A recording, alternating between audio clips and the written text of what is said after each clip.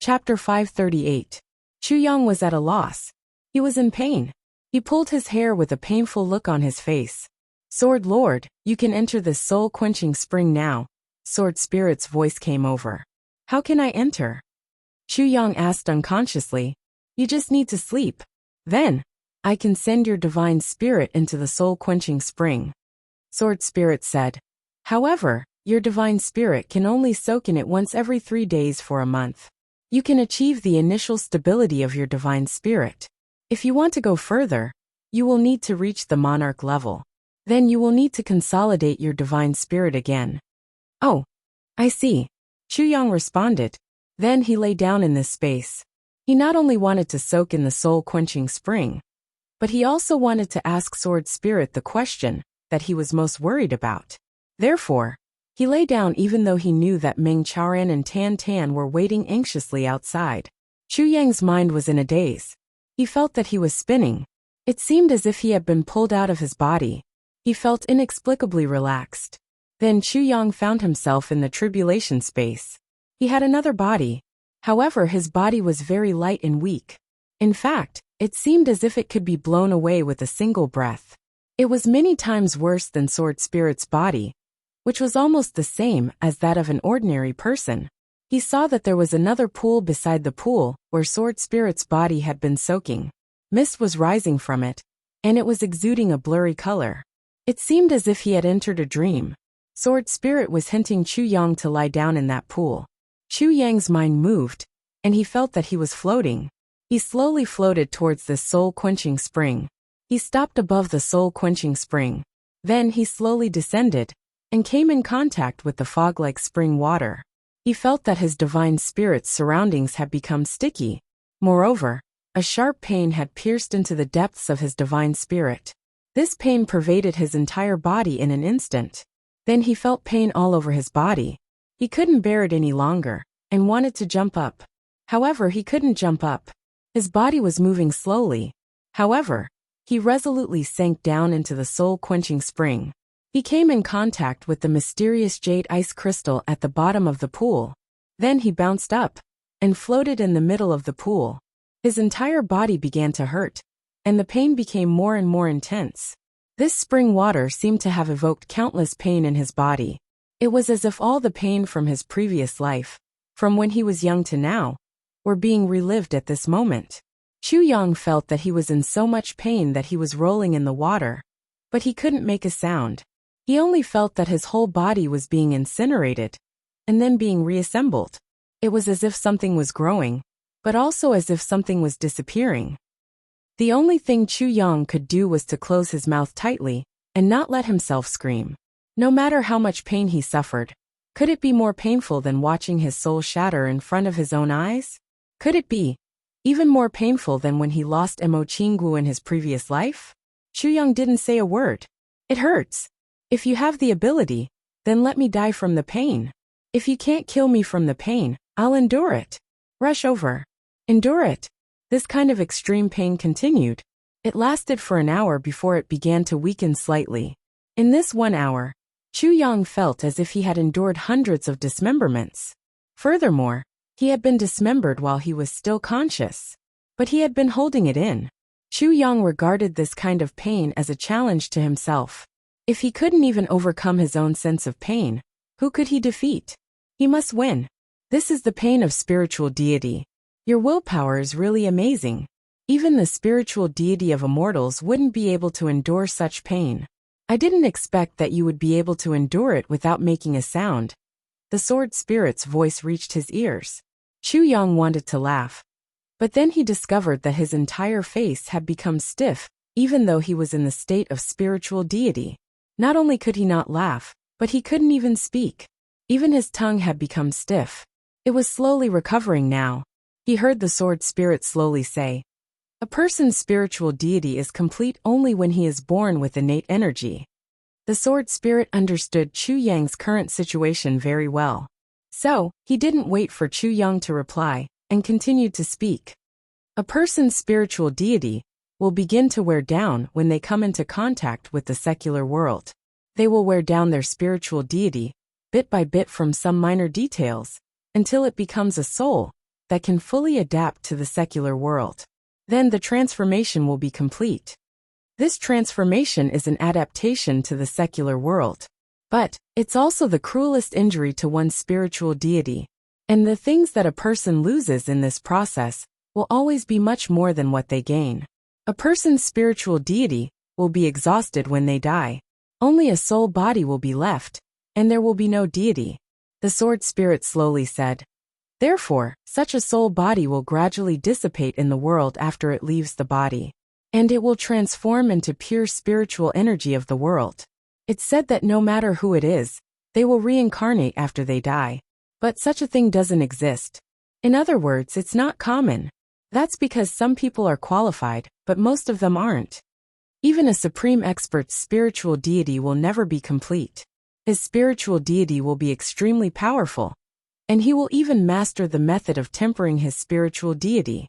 That's because he will have lost too much of his spiritual deity before he can form it. And this is where his weakness lies. You'll be invincible when you have a certain amount of strength, if you can master this weakness. But you have the soul-quenching spring now, so it's very different. You're feeling pain now because you're infatuated with this secular world. And you've clearly felt the sacrifice of your spiritual deity. The function of the soul-quenching spring is to replenish your lost spiritual deity, and you'll return to your initial innate spiritual deity. You'll be able to start the cultivation of spiritual deity only after you've returned to your innate spiritual deity form. You're lucky that your spiritual deity hasn't been completely worn down yet. Perhaps it's because of your persistence after your rebirth that everything is under your control. So everyone has to adapt to you. And you don't have to adapt to others and adapt to the world. Therefore, your spiritual deity is more complete than an ordinary person's. And you've obtained the soul-quenching spring at such a time. This is the most powerful foundation for becoming a matchless powerhouse. The sword spirit's voice was heavy, but it seemed to have a strange charm that went straight into the depths of Chu Yang's soul. But you've still lost a lot of spiritual deity even so. So, you need to go through this painful process once every 3 days. And this process will continue for a month. Then, you'll be able to replenish your spiritual deity at this stage. The sword spirit sighed in his heart as he spoke. How could the previous masters of the tribulation sword have such heaven-defying luck to repair their spiritual deity? Some of them didn't even get the incomplete sword soul. But this one's luck. The sword spirit sighed. One can't compare with another. The extreme pain lasted for an hour. Then, the stiffness of his whole body gradually dissipated. Chu Yang finally came out of the water. He felt that his whole body was brimming with vitality. And this feeling was completely different from when he had first come in. He could finally open his mouth and speak. I know everything about the spiritual deity. Sword spirit, I have a question that I need you to answer, Chu Yang said in a heavy voice. He didn't realize that his voice was trembling. Please speak. Just now, you said that I've lived 2 lives. Now, I'm the superposition of 2 lives. What does this mean? Chu Yang asked slowly. Do I still need to explain? The sword spirit was a little dizzy. Don't you know it clearly? You're a reborn person. What I mean is, what's the difference between this life and my previous life? Chu Yang said in distress. In other words, does that life still exist? The sword spirit was startled for a long time. Then, he finally understood this extremely abstruse question. This is very difficult to explain. The sword spirit thought for a long time. But he didn't know how to answer this question. That life still exists. Chu Yang's heart trembled. That era did exist. The sword spirit said affirmatively. Because you came from that life. How could you come here if that life didn't exist? Or how could you exist? Exist? Chu Yang suddenly felt that he had no strength in his body. He muttered. Doesn't that mean that Qing Wu is still dead no matter how hard I try? She's already dead in that life? The current Qing Wu is another person, no matter how much I try to compensate her, or how much I love her. And she's not my beloved Qing Wu from my previous life? Wrong. The sword spirit replied in a heavy tone. Your conclusion is very, very wrong. Wrong? Chu Yang asked. Yes. The sword spirit was silent for a long time. Then he said, I'll give you an example. Your life is like this. But you have a dream one night when you're 10 years old. And you dream of all the things that you're about to experience in your life. There's sorrow, there's joy, there's anger, and there's hatred. There's love and hatred. You see the end of your life in your dream. Then, you wake up from this dream, and find that you're still in this reality. The sword spirit cautiously said, "Do you understand what I'm saying?" "I understand." Chuyang nodded. He listened carefully. You'll find that it's the same as your dream as long as you experience a little bit of things after you wake up, the sword spirit said. So, you'll find that your dream is real. Those tragedies will happen to you sooner or later. But you have enough time to change now. Will you change it? The sword spirit asked. Of course I will. Chuyang replied without hesitation. So, you'll use the foresight of your dream to change the pain and regret that you're about to encounter. You'll be more cautious in this life if you have such a clear dream as a guide. You won't make the mistakes that you've made in your dreams again. Moreover, you'll think thrice before you make any other mistakes.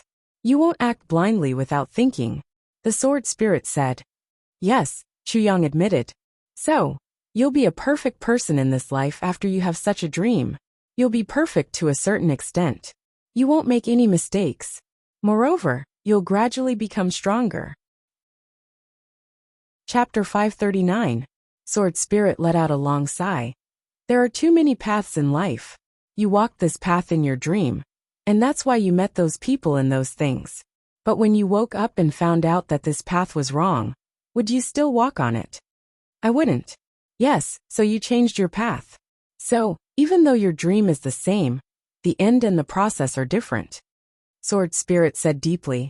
This is the difference between different paths. So the people you met, and the things you went through are also different. So Beyond the Heavens sect was destroyed in your previous life, and Meng Chao ran and Wu Yinliang died.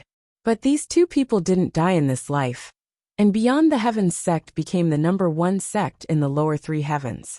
So, Wu Qianqian agreed to Shi Qianshan's marriage proposal in order to cooperate with his work in Iron Cloud, and sacrifice herself for Beyond the Heavens sect.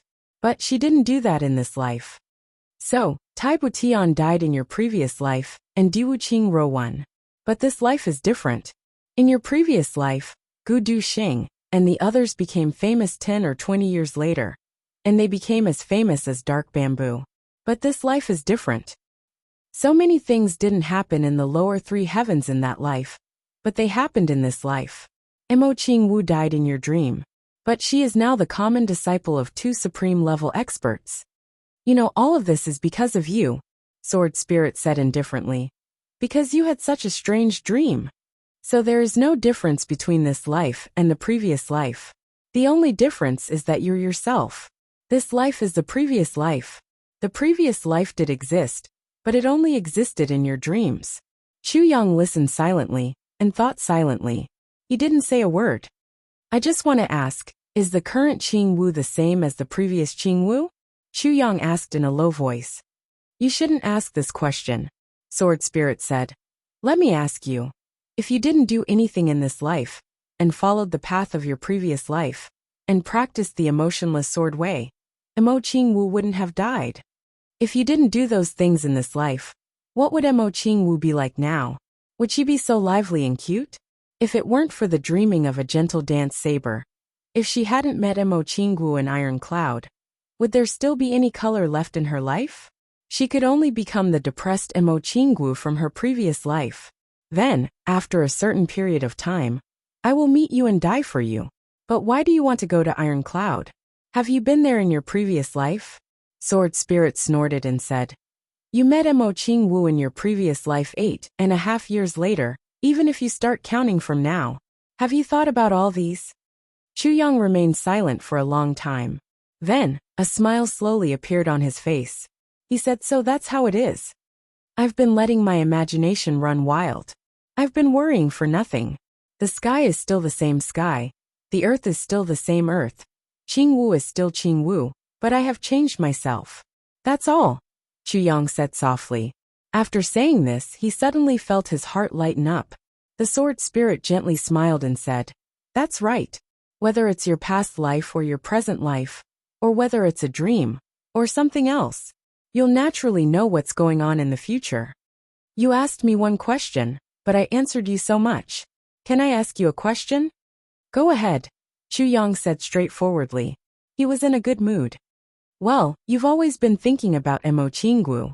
You've always only had Mo Qinggu in your heart. For this reason, you didn't hesitate to hide your face in the lower three heavens. You didn't want to come in contact with women. You also kept a respectful distance from Wu Qianqian, who was deeply in love with you. The sword spirit slowly asked.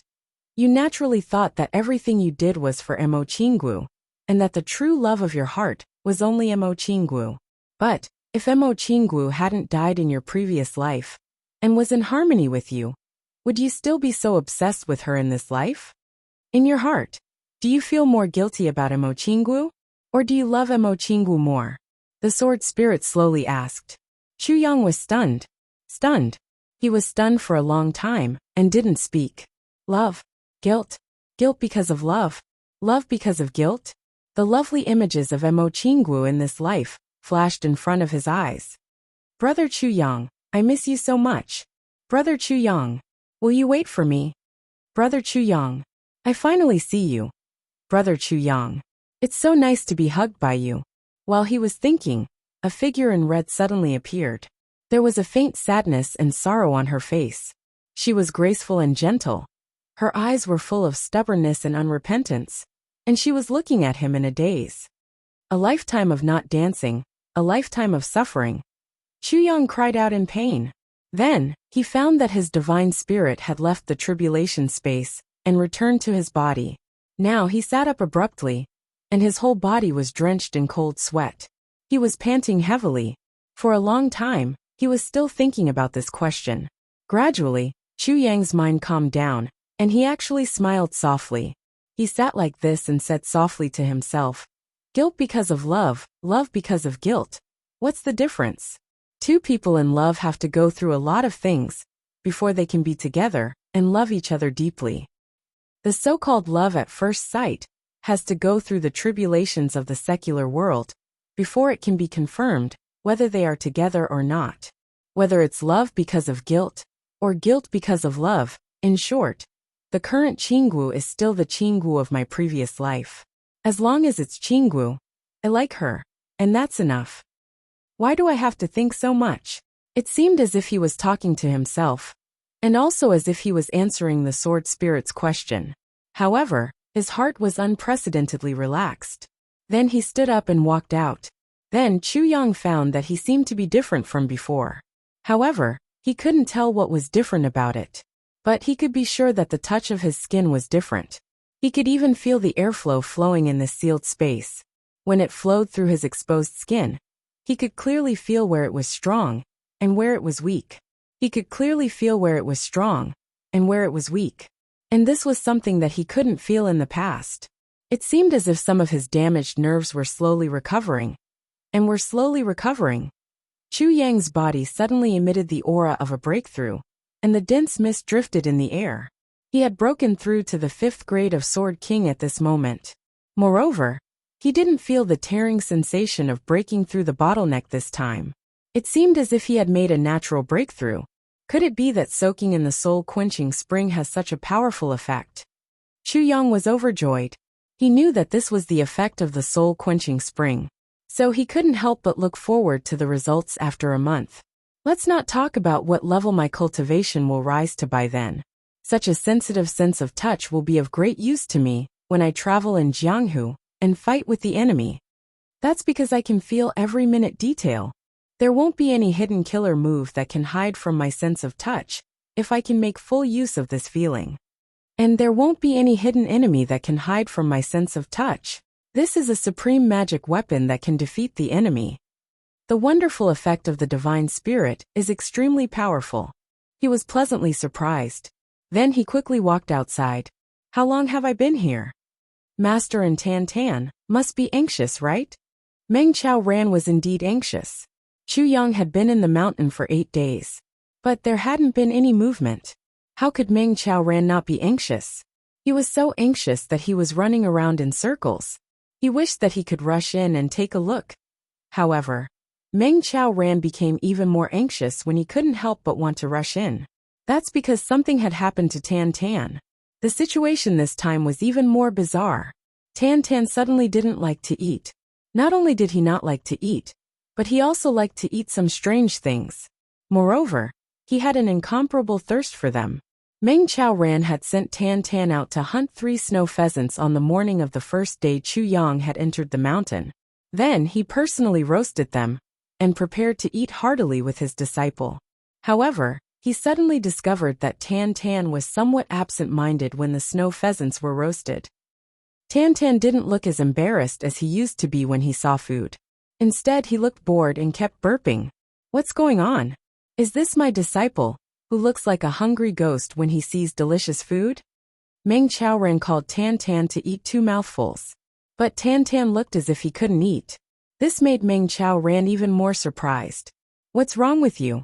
He touched his head. You don't have a fever. I don't want to eat this. Tan Tan was also depressed. Why don't I want to eat? I'm hungry for a meal. I'm very hungry.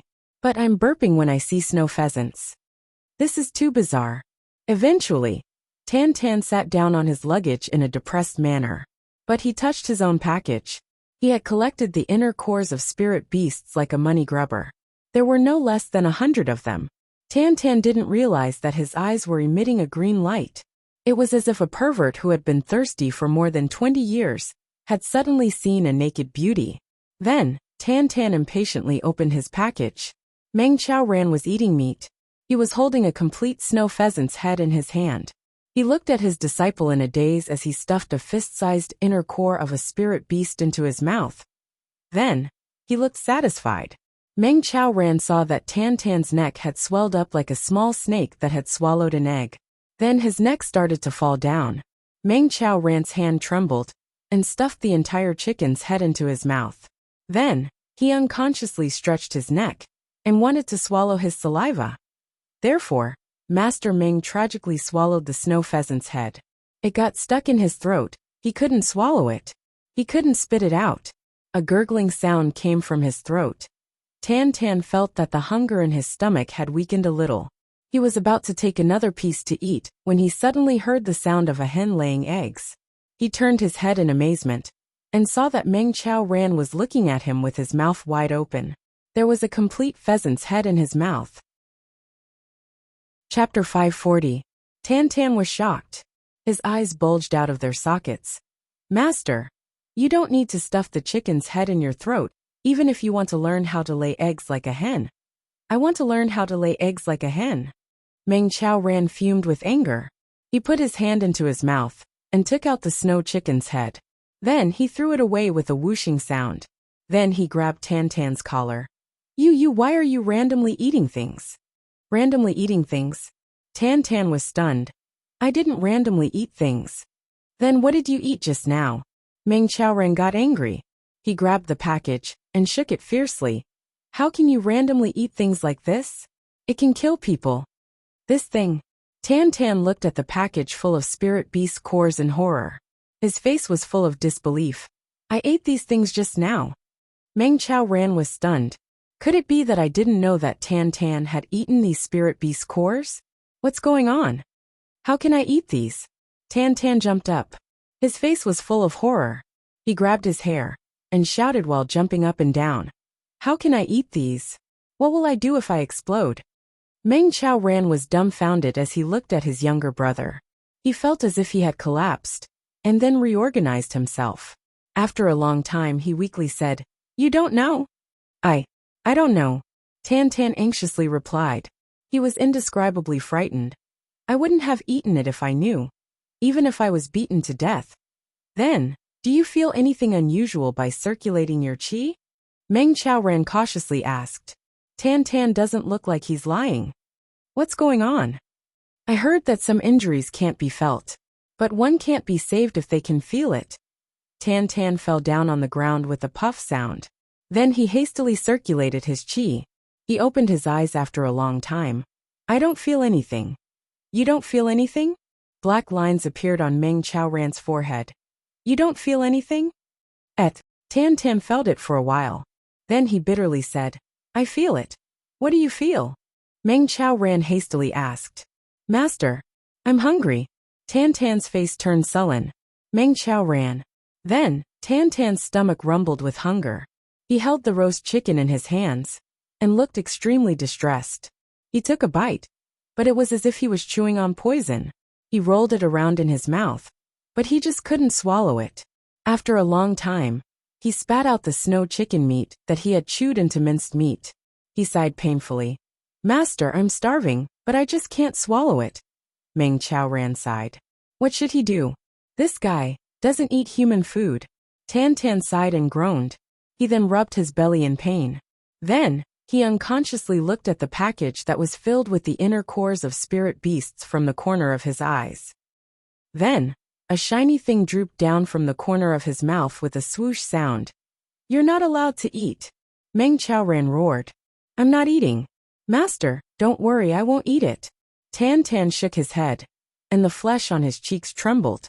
He then solemnly said, I won't eat it even if I starve to death. Meng Chao Ran experimented several times. He meticulously cooked and roasted meat for Tan Tan. In fact, he even made a bowl of fragrant meat soup for his younger brother, since the conditions were extremely limited. Master Meng had done his best, but Tan Tan, Meng Chao Ran was so worried that his heart was tangled. Tan Tan couldn't eat anything at the moment. It didn't matter if it was rice or any meat or blood food. He couldn't swallow anything. The only thing he was interested in was the inner cores of spirit beasts. Moreover, he longed for them. Meng Chao Ran tossed and turned for the entire morning, and then tossed and turned for the entire afternoon. He tossed and turned until his stomach rumbled with hunger. He ate 2 more meals. But Tan Tan was still the same. His bones were rumbling with hunger, and his eyes were glowing with hunger. But he couldn't eat anything. He was so hungry that his entire body was powerless. But he still couldn't eat. This was a big problem. Meng Chao Ran's brows tightly knitted. Tan Tan was holding his hungry belly and moaning incessantly. Neither of them had noticed that Tan Tan's eyebrows had suddenly turned pale golden. That strange mark between his eyebrows and the mark on his mouth were faintly and quietly flashing. So they couldn't detect it. Meng Chao Ran was at his wits' end in the evening. So he had no choice but to arrange for Tan Tan to lie down in the cave. Then he went out to practice martial arts in the snow as usual. And he also conveniently used the ice-cold snowflakes to clear his mind. Tan Tan hadn't eaten for a day, so he wouldn't suffer from hunger. In fact, he wouldn't starve to death even if he didn't eat for 10 days. But the inner cores of spirit beasts would cause his entire body to explode if he didn't eat them properly. Meng Chao Ran would rather let his disciple starve than let him eat those terrifying things. Tan Tan was holding his stomach in pain in the cave. His eyes were glowing with a green light. I'm starving to death. I'm really starving to death. His stomach rumbled, and Tan Tan howled in grief. I can't bear it. He couldn't help but look at that package. The more he looked, the hungrier he became. And the hungrier he became, and the more he looked, the more his stomach rumbled. Meng Chao Ran was outside when he heard this rumbling sound coming from Tan Tan's stomach. So he roared, You're not allowed to eat. Tan Tan's entire body trembled. He saw that his hand had extended to the package. So he withdrew his hand as if he had received an electric shock. Then he muttered, I won't eat. I won't eat. I won't eat. I won't eat. I won't eat. Tan Tan closed his eyes. He kept muttering, I won't eat. Then, he lay down on the ground and began to sleep. He kicked the package to one side before he slept. And he kicked it far away. He gradually fell asleep in a daze. Meng Chao Ran couldn't practice martial arts anymore. He thought for a long time. But he was still at a loss. A long time passed. Then he sighed and returned to the cave. And he saw that his beloved disciple was sleeping soundly. He was hugging that package. Moreover, it had been unlocked. Meng Chao Ran's complexion changed. He took the package from Tan Tan's bosom and looked at it. Then, he counted and found that 3 more inner cores of spirit beasts were missing. It was obvious that the missing ones were 4th or 5th grade. Tan Tan! Meng Chao Ran roared. Tan Tan woke up from his dream with a start. He turned over and sat up. His eyes were still drowsy. Master, what's wrong? What? Meng Chao Ran fiercely looked at him. Bastard! Why did you eat it secretly? I didn't. I really didn't eat it secretly. Tan Tan cried out in grievance. His eyes were glistening with tears. Master, you have to believe me. I really didn't eat it. Master, you have to believe in my moral character. Eh? He suddenly patted his belly in astonishment. Then he giggled foolishly. Then he said somewhat uncertainly, You're not hungry anymore? Why aren't you hungry anymore? Meng Chao Ran's face turned blue with anger. You still have moral character? Tell me yourself. You didn't eat anything. So, why aren't you hungry anymore? That's right. I didn't eat anything. So why am I not hungry anymore? Tan Tan stroked his belly in bewilderment. His eyes were full of contemplation as he muttered, This matter is extremely strange. Sigh. Meng Chao Ran sighed sadly. Then he exploded and grabbed the package. You didn't eat it? You count it. There are 3 inner cores missing. Where did they go? Did they go into a dog's belly? Tan Tan's face turned pale. He said in alarm, I didn't eat it. I didn't. He counted, and his face turned green. Then he suddenly burst into tears. Master, I don't want to live anymore. I was sleeping, but I still ate it secretly. Tan Tan's eyes suddenly opened wide. Could it be that this thing melted? Meng Chao Ran wrinkled his brows and closed his eyes. He extended his hand and held Tan Tan's wrist. Then, he circulated his martial power to examine it.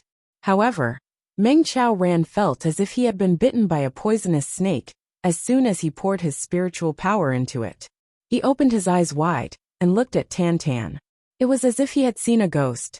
My spiritual power suddenly collapsed like a tide the moment it came in contact with Tan Tan's spiritual power. It felt as if there was a super abyss there. And it had an endless suction force. I'm afraid that my cultivation would have been completely absorbed by Tan Tan if I hadn't pulled it back in time. Tan Tan was at a loss. He asked, Master, what's wrong? Meng Chao Ran looked at Tan Tan's innocent expression. He almost collapsed. How can this be? Tan Tan, you go out now. Circulate your spiritual power with all your strength. I'll see if there's any abnormality. Meng Chao Ran used the most stupid method. Tan Tan scratched his head suspiciously. Then he dragged his shoes and walked out. He then stood in the snowy ground. Then he shouted, Hey! And got into a fighting stance. Meng Chao Ran attentively watched Tan Tan practice martial power. His face was solemn. But then he suddenly opened his mouth wide. He opened it with such force that his jaw almost got dislocated. Meng Chao Ran rubbed his eyes with all his strength. Then his eyelids rolled back, and he almost fainted. A crown slowly rose on Tan Tan's head. It rose 30 feet with a schwa sound. Then, Tan Tan's aura erupted, and it suddenly rose to a height of 30 feet. 2nd grade king level expert. Meng Chao Ran felt dizzy. Wasn't Tan Tan a revered martial artist a few days ago? How can he be a 2nd grade king level expert now? Then, Tan Tan was shocked again. He roared like a wild beast. The chi in his dantian fiercely erupted. It carried the aura of a single-horned dragon. Then it disappeared without a trace, and changed into Tan Tan's own peaceful aura. The crown on his head suddenly expanded by 3 times. It suddenly rose to a height of over 1,000 feet. It looked like a brilliant moon rising in the sky. It illuminated the surroundings with a golden light. The white snow fluttering in the air was suddenly dyed with a layer of golden color. Kacha! Meng Chao Ran's open mouth suddenly closed. Then he let out a strange cry. He fiercely bit his tongue. Then his eyes rolled back, and he fainted. He only had one last thought before he fainted. This is impossible. This is absolutely impossible. It's a miracle that a revered martial artist can directly ascend to a 2nd grade king level expert. But it's still possible. I had done the same thing a few days ago, so I can accept this. But who has ever seen a revered martial artist ascend to a 2nd grade king level expert from a mere howl? King level expert.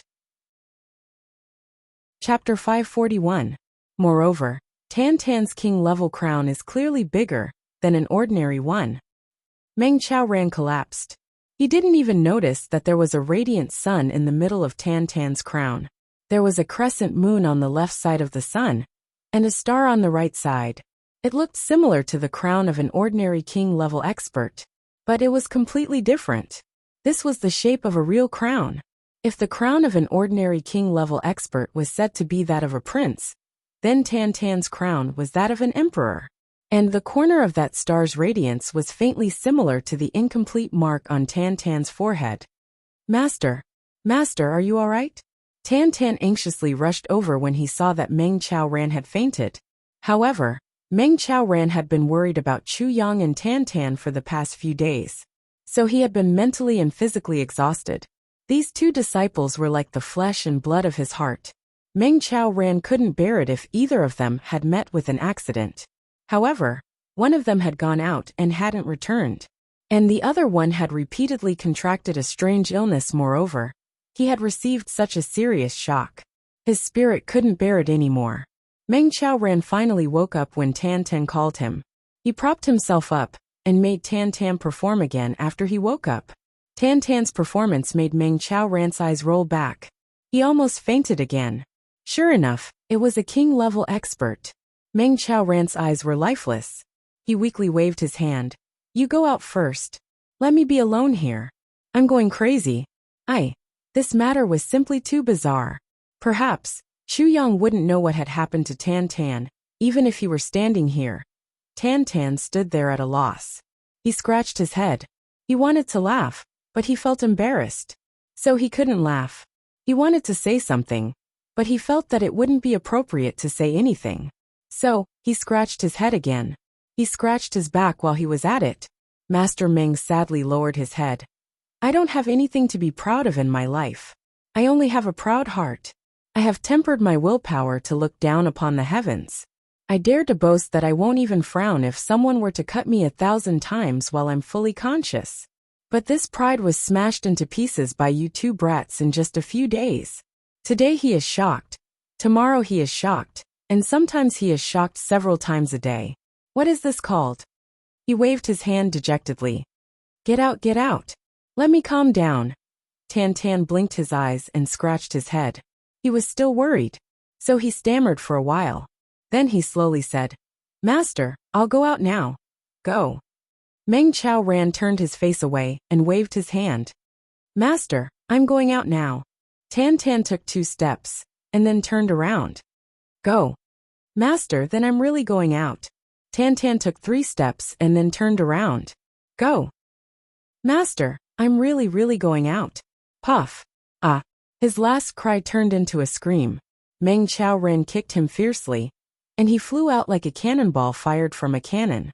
Meng Qiaoran's roar came from behind. Get lost. Don't you think you're fucking annoying enough? Tan Tan flew out like a cannonball. Bang! The sound of collision broke an icicle prism. White snow flew in the air and flew over half of the mountaintop with a schwa sound.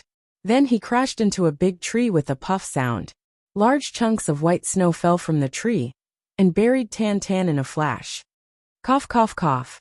Tan Tan coughed. He crawled out of the pile of snow while coughing. He wanted to cry, but had no tears.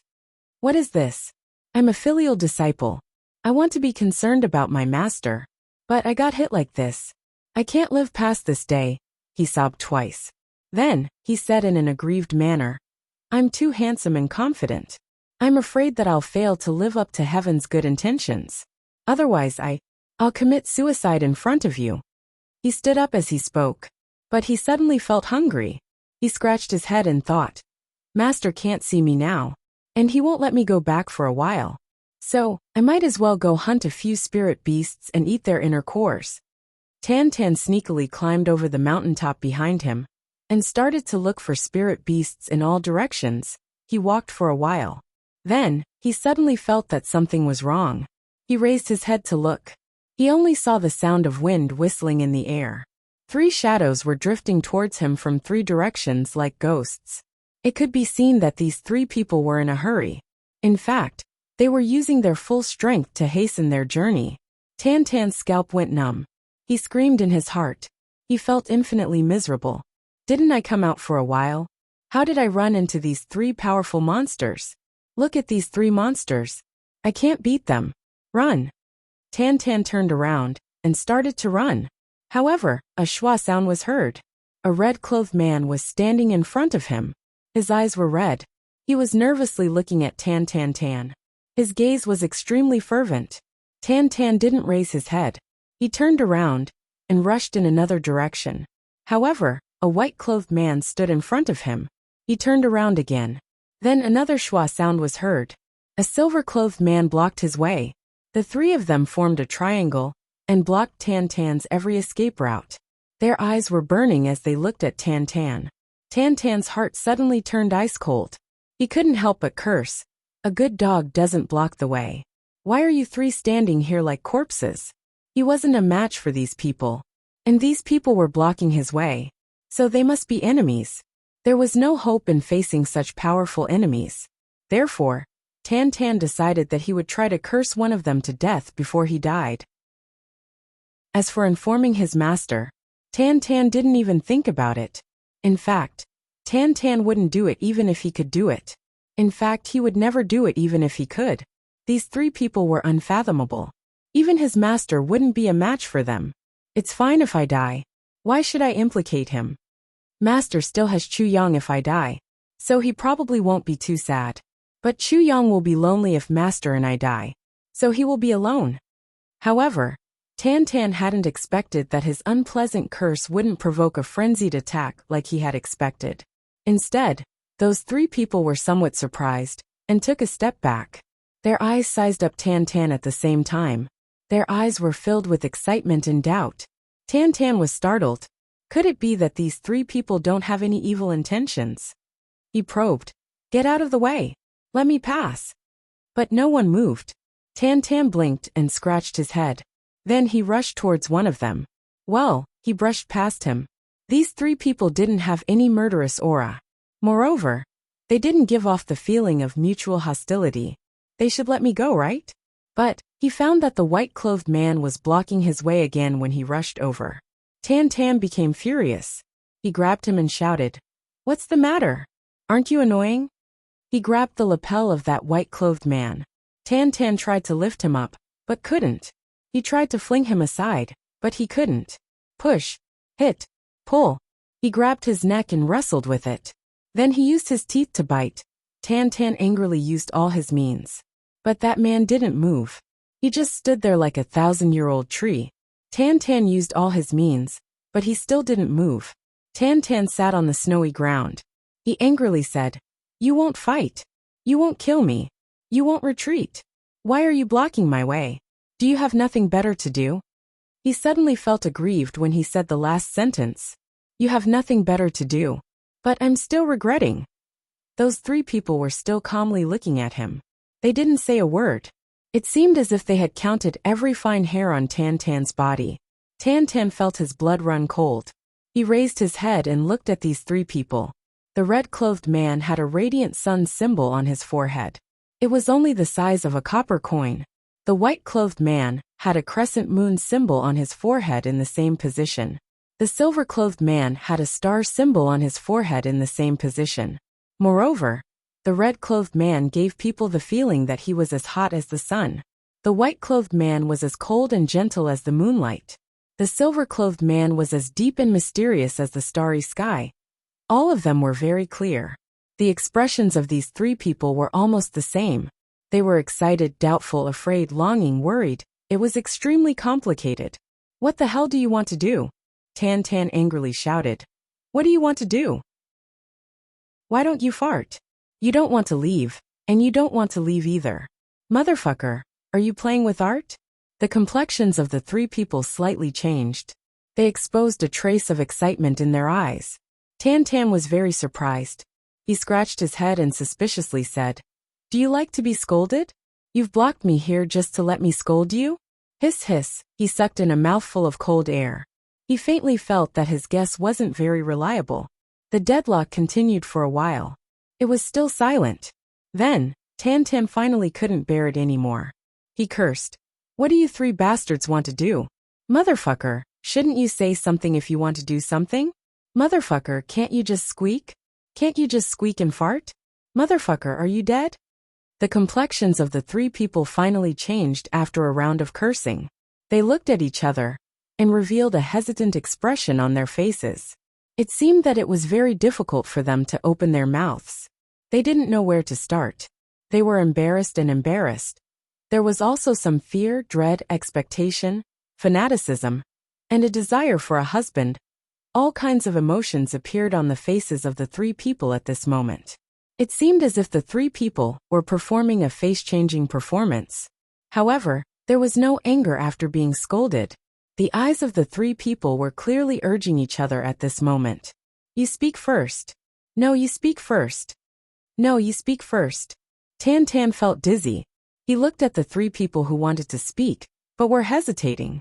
It was obvious that they had thousands of words in their hearts, but they couldn't say a single word. Tan Tan suddenly felt his hair stand on end. He was so scared that he almost pissed his pants. Could it be that these three people have fallen in love with me because of my handsome appearance? Tan Tan's complexion turned ashen as this thought arose. Oh my God, you are all men. I can't accept this. Hey, Tan Tan trembled as he said. You three haven't fallen in love with me, right? The three people looked at each other, and black lines appeared on their foreheads. Chapter 542. I like women. Tan Tan's facial features wrinkled together. He almost cried as he said, really, we're not suitable for each other. I don't discriminate against this, but it won't be a problem to find another one with your strength. If it doesn't work, then the three of you can make do with each other. The three of them were dumbfounded as they looked at Tan Tan. It seemed as if they had discovered a monster. Tan Tan became even more certain. He couldn't help but howl in grief. His tears fell like rain. What do you like about me? I'll change. That won't do. No, we. It seemed that he had no choice but to explain. The red-robed man's complexion became somewhat distressed. He shook his hand and mumbled an explanation. His accent was somewhat strange. It's not you? Tan Tan immediately felt relieved. Then, he thought of another possibility. He scratched his head and said, It's not you. Is it possible that your daughter has taken a fancy to me? Did you come here to find a match? So that I can go back and perform the ritual? The more he thought about it, the more likely it seemed. He couldn't help but swallow a mouthful of saliva. Then he said in a fanciful manner, That is your daughter beautiful? He suddenly felt somewhat proud. My charm is boundless. As soon as he was happy, the tattoo on his forehead suddenly glowed, and a faint golden light flashed fiercely. The bodies of the three people opposite him shook at the same time. It was a kind of feverish excitement that made blood rush to their heads. They excitedly opened their mouths at the same time. Their eyes brimmed with tears. King, have you really returned? These three people shed tears at the same time. It was a kind of extremely excited radiance. It was also a kind of fanaticism in their hearts. The three of them were flushed red, and their bodies began to tremble. What? Tan Tan sat down on the ground. He scratched his head like a confused monk. He asked in a daze, What? The three people rushed forward at the same time. They looked at that half mark on Tan Tan's forehead. They were indescribably excited. One of them even choked with sobs.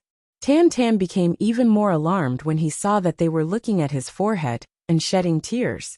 He hastily covered his forehead with his hand and drew back in alarm. What are you doing? What are you doing? You're hungry. But my head doesn't have much meat.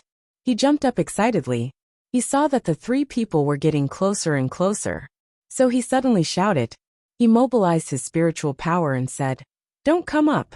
I won't be polite if you come up again. The three of them acted as if they hadn't heard him, and their expressions were still the same. Tan Tan let out a heh sound as he punched. The sound of wind and thunder resounded along with this punch, and a crown suddenly appeared in the sky. The fist landed solidly on the red-robed man's chest, but the red-robed man didn't seem to feel it. His body didn't even move. Just like the other two, he raised his head and looked at the crown in the sky. Hot tears flowed down his face.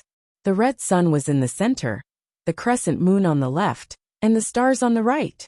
The three of them stared at the crown in a daze, as if the crown was a treasure that was hard to come by in tens of thousands of years, or an extremely captivating sight. They were so infatuated, so entranced that the three pairs of eyes simultaneously shone with the light of a pilgrimage. My king! The three of them cried out at the same time, their voices choked with sobs. Tan Tan became nervous. He looked at this and that in a perplexed manner.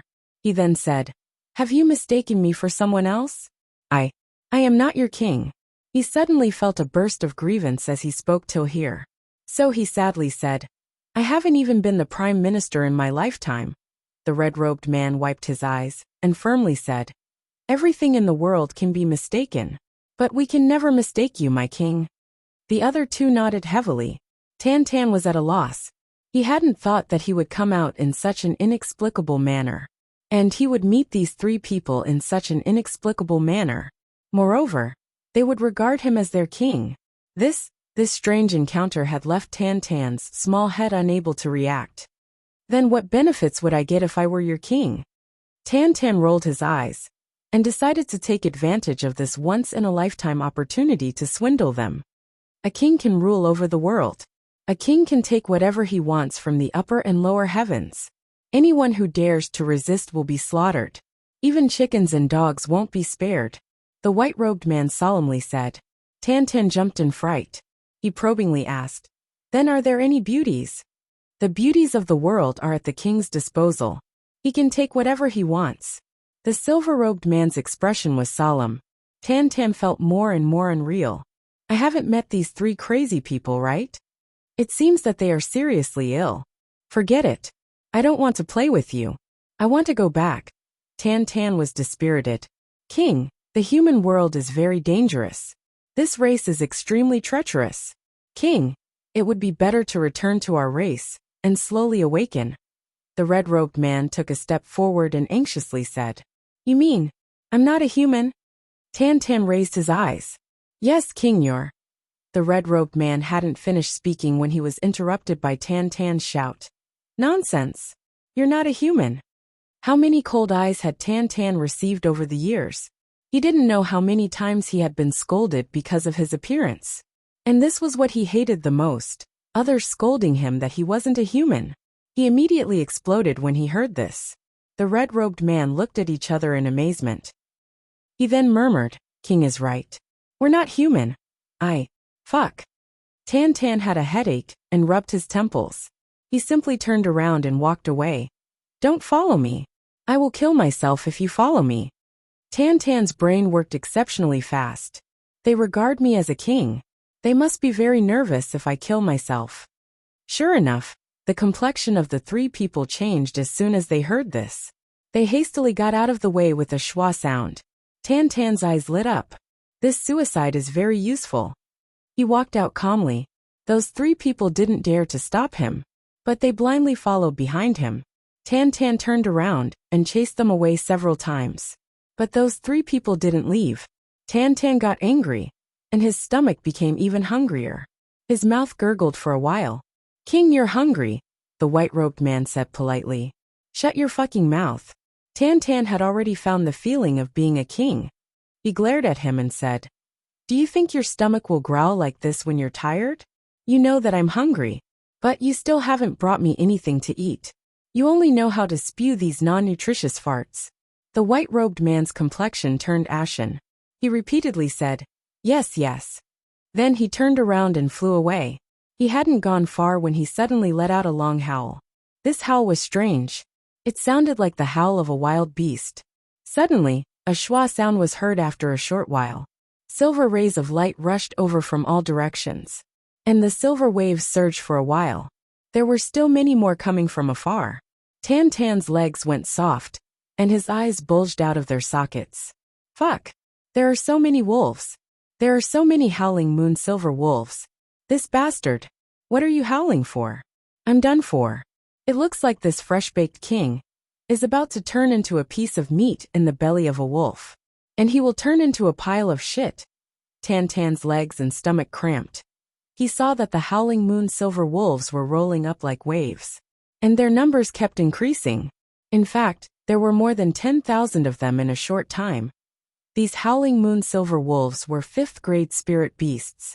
2 howling moon silver wolves could contend against a king-level expert. 10,000 of them. What kind of concept was that?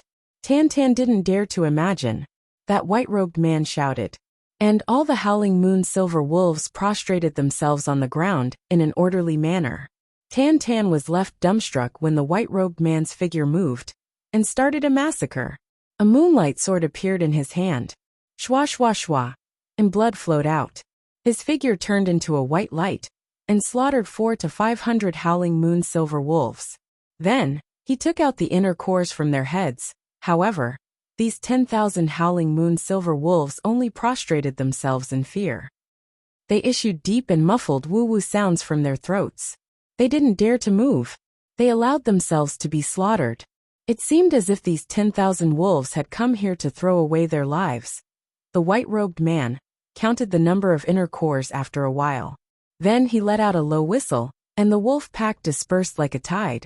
Only incomplete wolf corpses were left on the ground. The white-robed man cut off a piece of his clothes and made it into a package. Then he put the inner cores inside it. Then he arrived in front of Tan Tan and said, "King, these are the inner cores of 500 howling moon silver wolves. They should be enough for a short time." He was somewhat nervous. So he hurriedly explained, "King hasn't awakened yet. So, it seems that we can't use the higher level ones. So we used the 5th level ones. I hope King won't take offense." Tan Tan opened his eyes wide. He unconsciously took the package and looked at the white-robed man, as if he was looking at an immortal. Then he suddenly screamed and turned around to run away. "You scared this handsome man to death. This bastard has such a terrifying ability. And I ordered him around. Fuck." Tan Tan wiped his cold sweat as he madly ran away. He disappeared without a trace in an instant. The 3 people didn't chase after him this time. They just stood there and looked at Tan Tan's disappearing figure. "King has just begun to awaken. He can't accept us yet." The red-robed man said, "We know about King's existence. So we shouldn't disturb him for the time being. We shouldn't invite a disaster for him." The white-robed man nodded and said, "Yes." The silver-robed man muttered, "Should we send a few experts to protect King in secret?" "We mustn't." The 2 men stopped him together. King's path has always been the beginning of killing. Only continuous adversity can make King awaken as soon as possible. I'm afraid we'll spoil everything if we intervene. We won't be able to offset our sins, even if we die 10,000 times, if we delay King's awakening. Yes. The silver-robed man suddenly broke out in cold sweat. "Let's go back and inform the elders of the upper 3 heavens about this good news. I believe that they'll be very excited once they get this news." The red-robed man said, "Yes, let's go quickly." The 3 men turned around and left. The red-robed man waved his hand as they passed by the wolf's corpse. And the snow and ice in the sky suddenly rose up and buried the wolf's corpse along with the bloodstains. The surface of the ground became tranquil once again. There wasn't a single ripple. The figures of the 3 men slowly disappeared in the wind and snow. Only a few words were faintly heard. "It's been 10,000 years. King has finally. I must pay my respects when I go back. Boo-hoo. I didn't expect that King's crown would suddenly appear in this northern wilderness. I was right to come this time. Boo-hoo." The wind seemed to be weeping and complaining. Chapter 543. Tan Tan rushed back in a panic. He was panic-stricken like a stray dog. He was like a fish that had escaped the net. He saw that he was about to return to the cave. Then he regained his senses. He turned his head to look behind him. Those 3 people didn't chase after him. So he groaned and sat down on the ground. He then started to pant. "I was scared to death. That white-clothed man was so terrifying." The powerful silver wolves didn't dare to fight back. Tan Tan wiped his cold sweat with lingering fear. He thought for a long time. I can only barely describe the strength of that white-clothed man with the word terrifying. Motherfucker. Fortunately, those 3 people are crazy. They thought that I was their king. Otherwise, I would have been miserable. He felt something heavy in his bosom. He looked at it and realized that he had brought back the entire package of silver wolf cores. He didn't even know when he had taken the lead. Crap. I'm rich. Tan Tan shouted in excitement. Then he covered his mouth. He sneakily poked his head out and looked around. He made sure that those 3 people didn't chase after him. Then, he held the package in his bosom with a satisfied look on his face. Tan Tan didn't care about the fact that those 3 people had called him king. I'm a normal person. Wouldn't it be an insult to my wise and divine IQ if I believed the words of these crazy people? I don't even know who my parents are. So, how would I know who their king is? This is nonsense. He took out a howling moon silver wolf core and threw it into his mouth. He immediately felt comfortable all over his body. It seemed as if every hair on his body was dancing in excitement.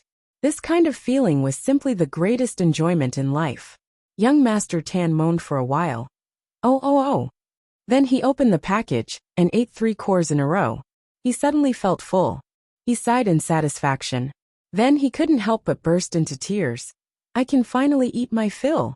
He then thought for a while.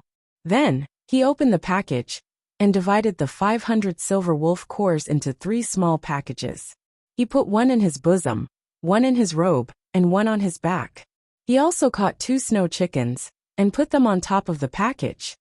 I can't help it. Master, I didn't deliberately deceive you. Tan sighed in grief. It's just that you won't let me eat it.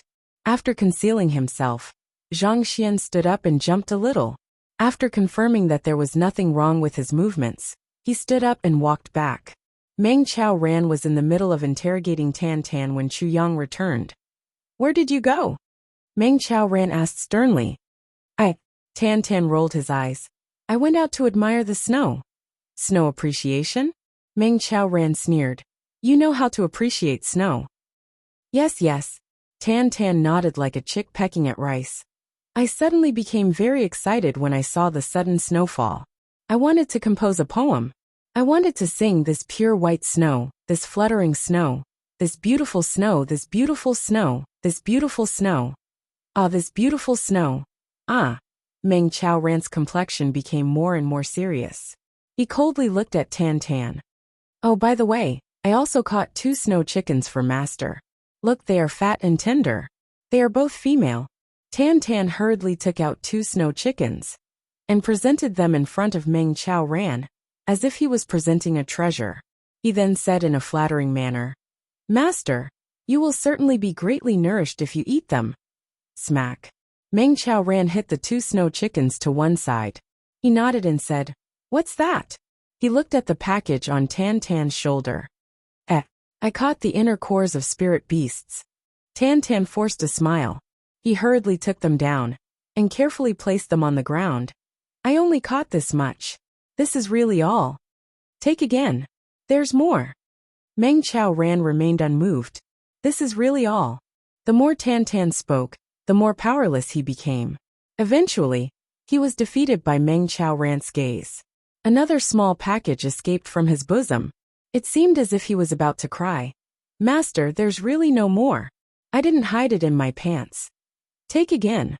There's more. Meng Chao Ran coldly shouted. There's really no more. There's nothing in my pants. Tan firmly clamped his legs together. Oh. Meng Chao Ran snorted in a low and deep voice. Are you going to take it or not?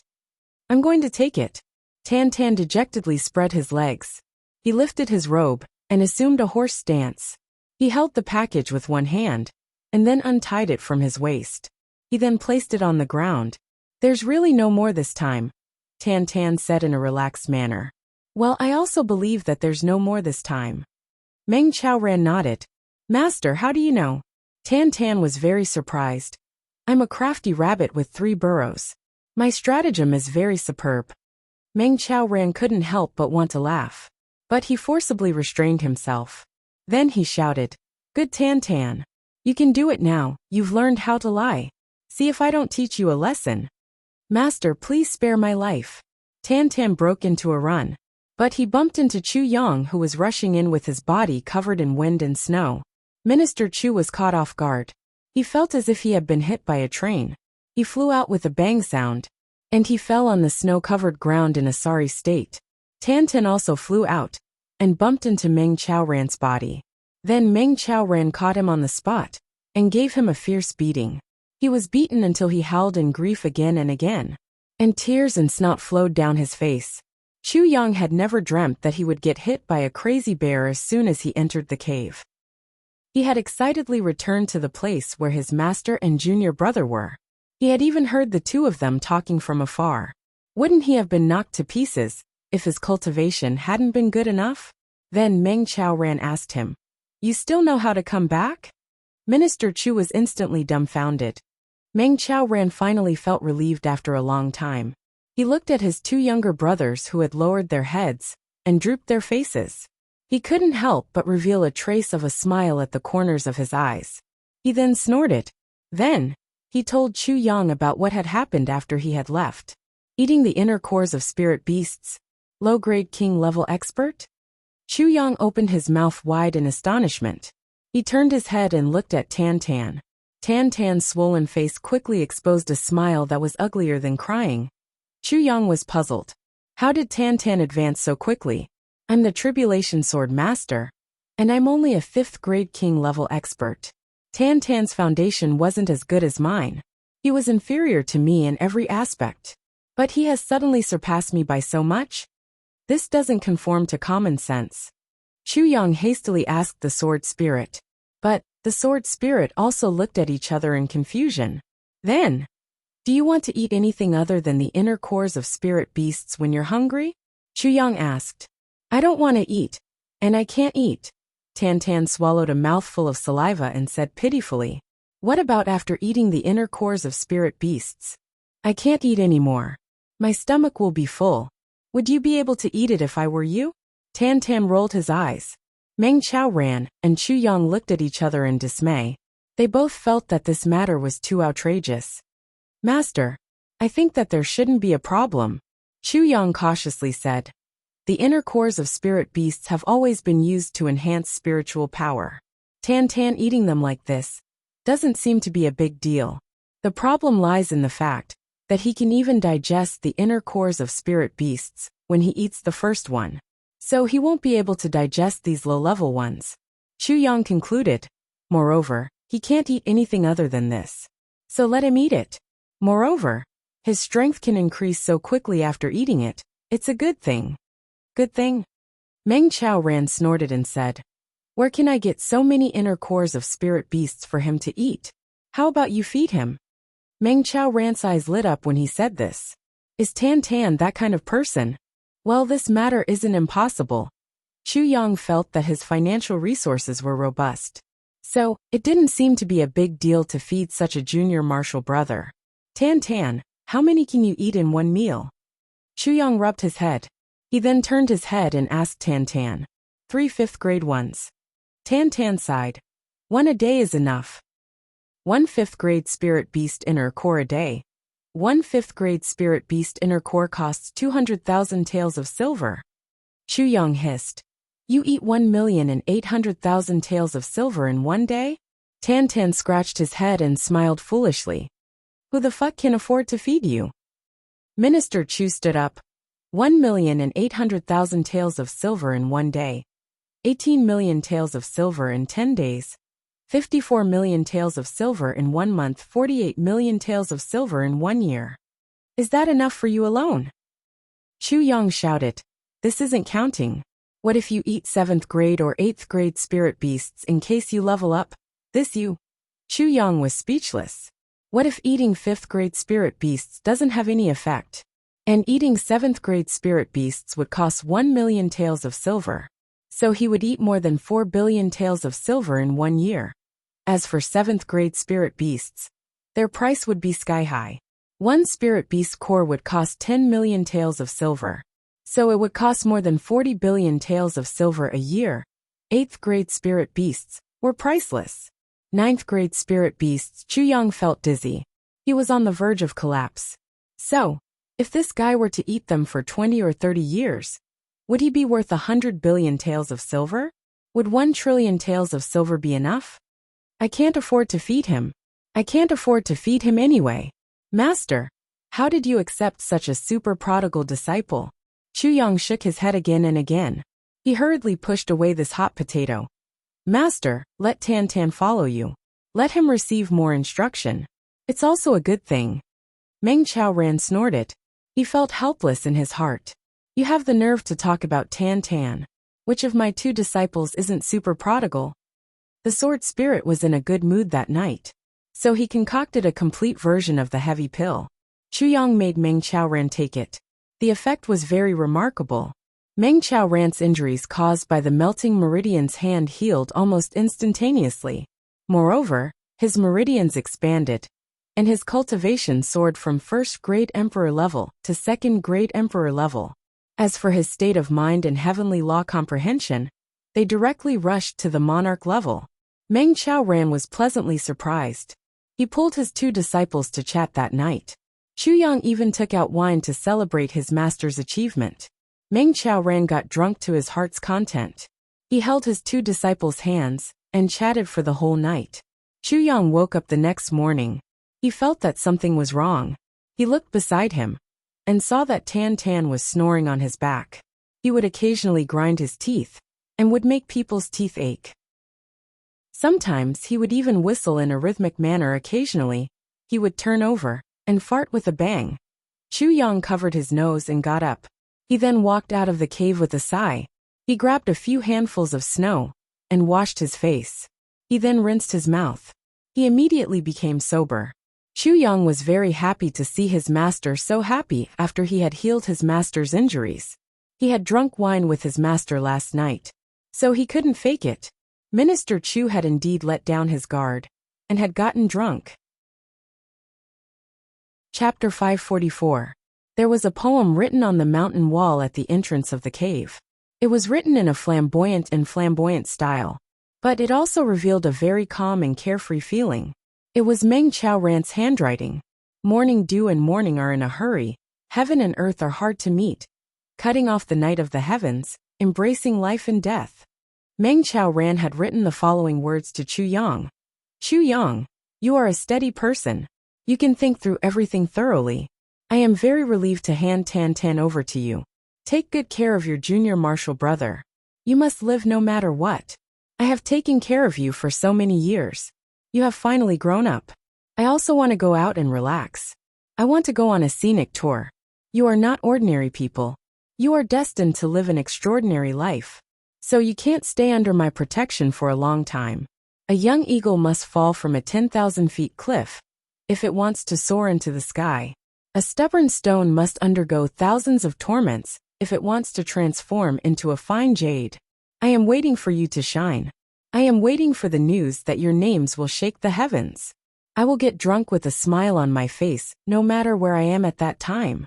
A man always has a lot of things to do in his life. He always has a lot of responsibilities to bear. He can't let go of life or death. Moreover, he has to face it alone. He can't regret even if the road ahead is a dead end. Don't look for me when I go.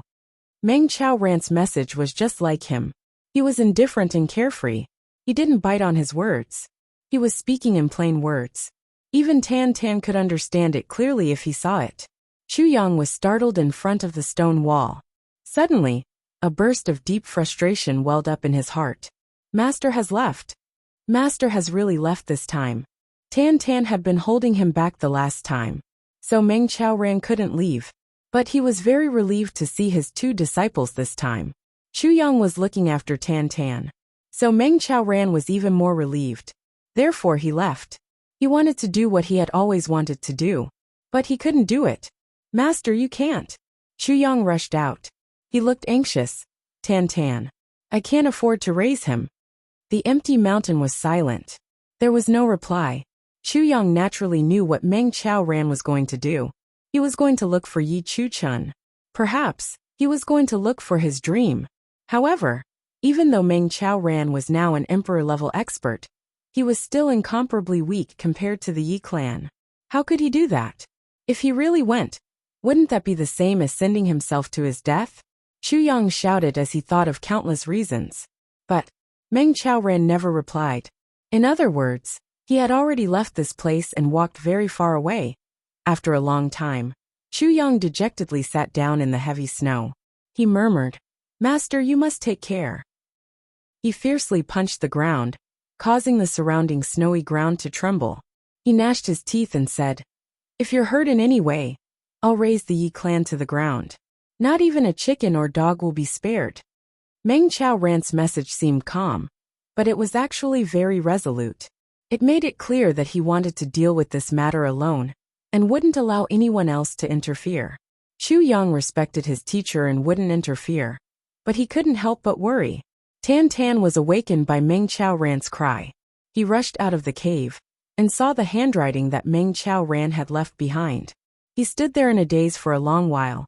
Then, he suddenly burst into tears in the distance. It was snowing heavily.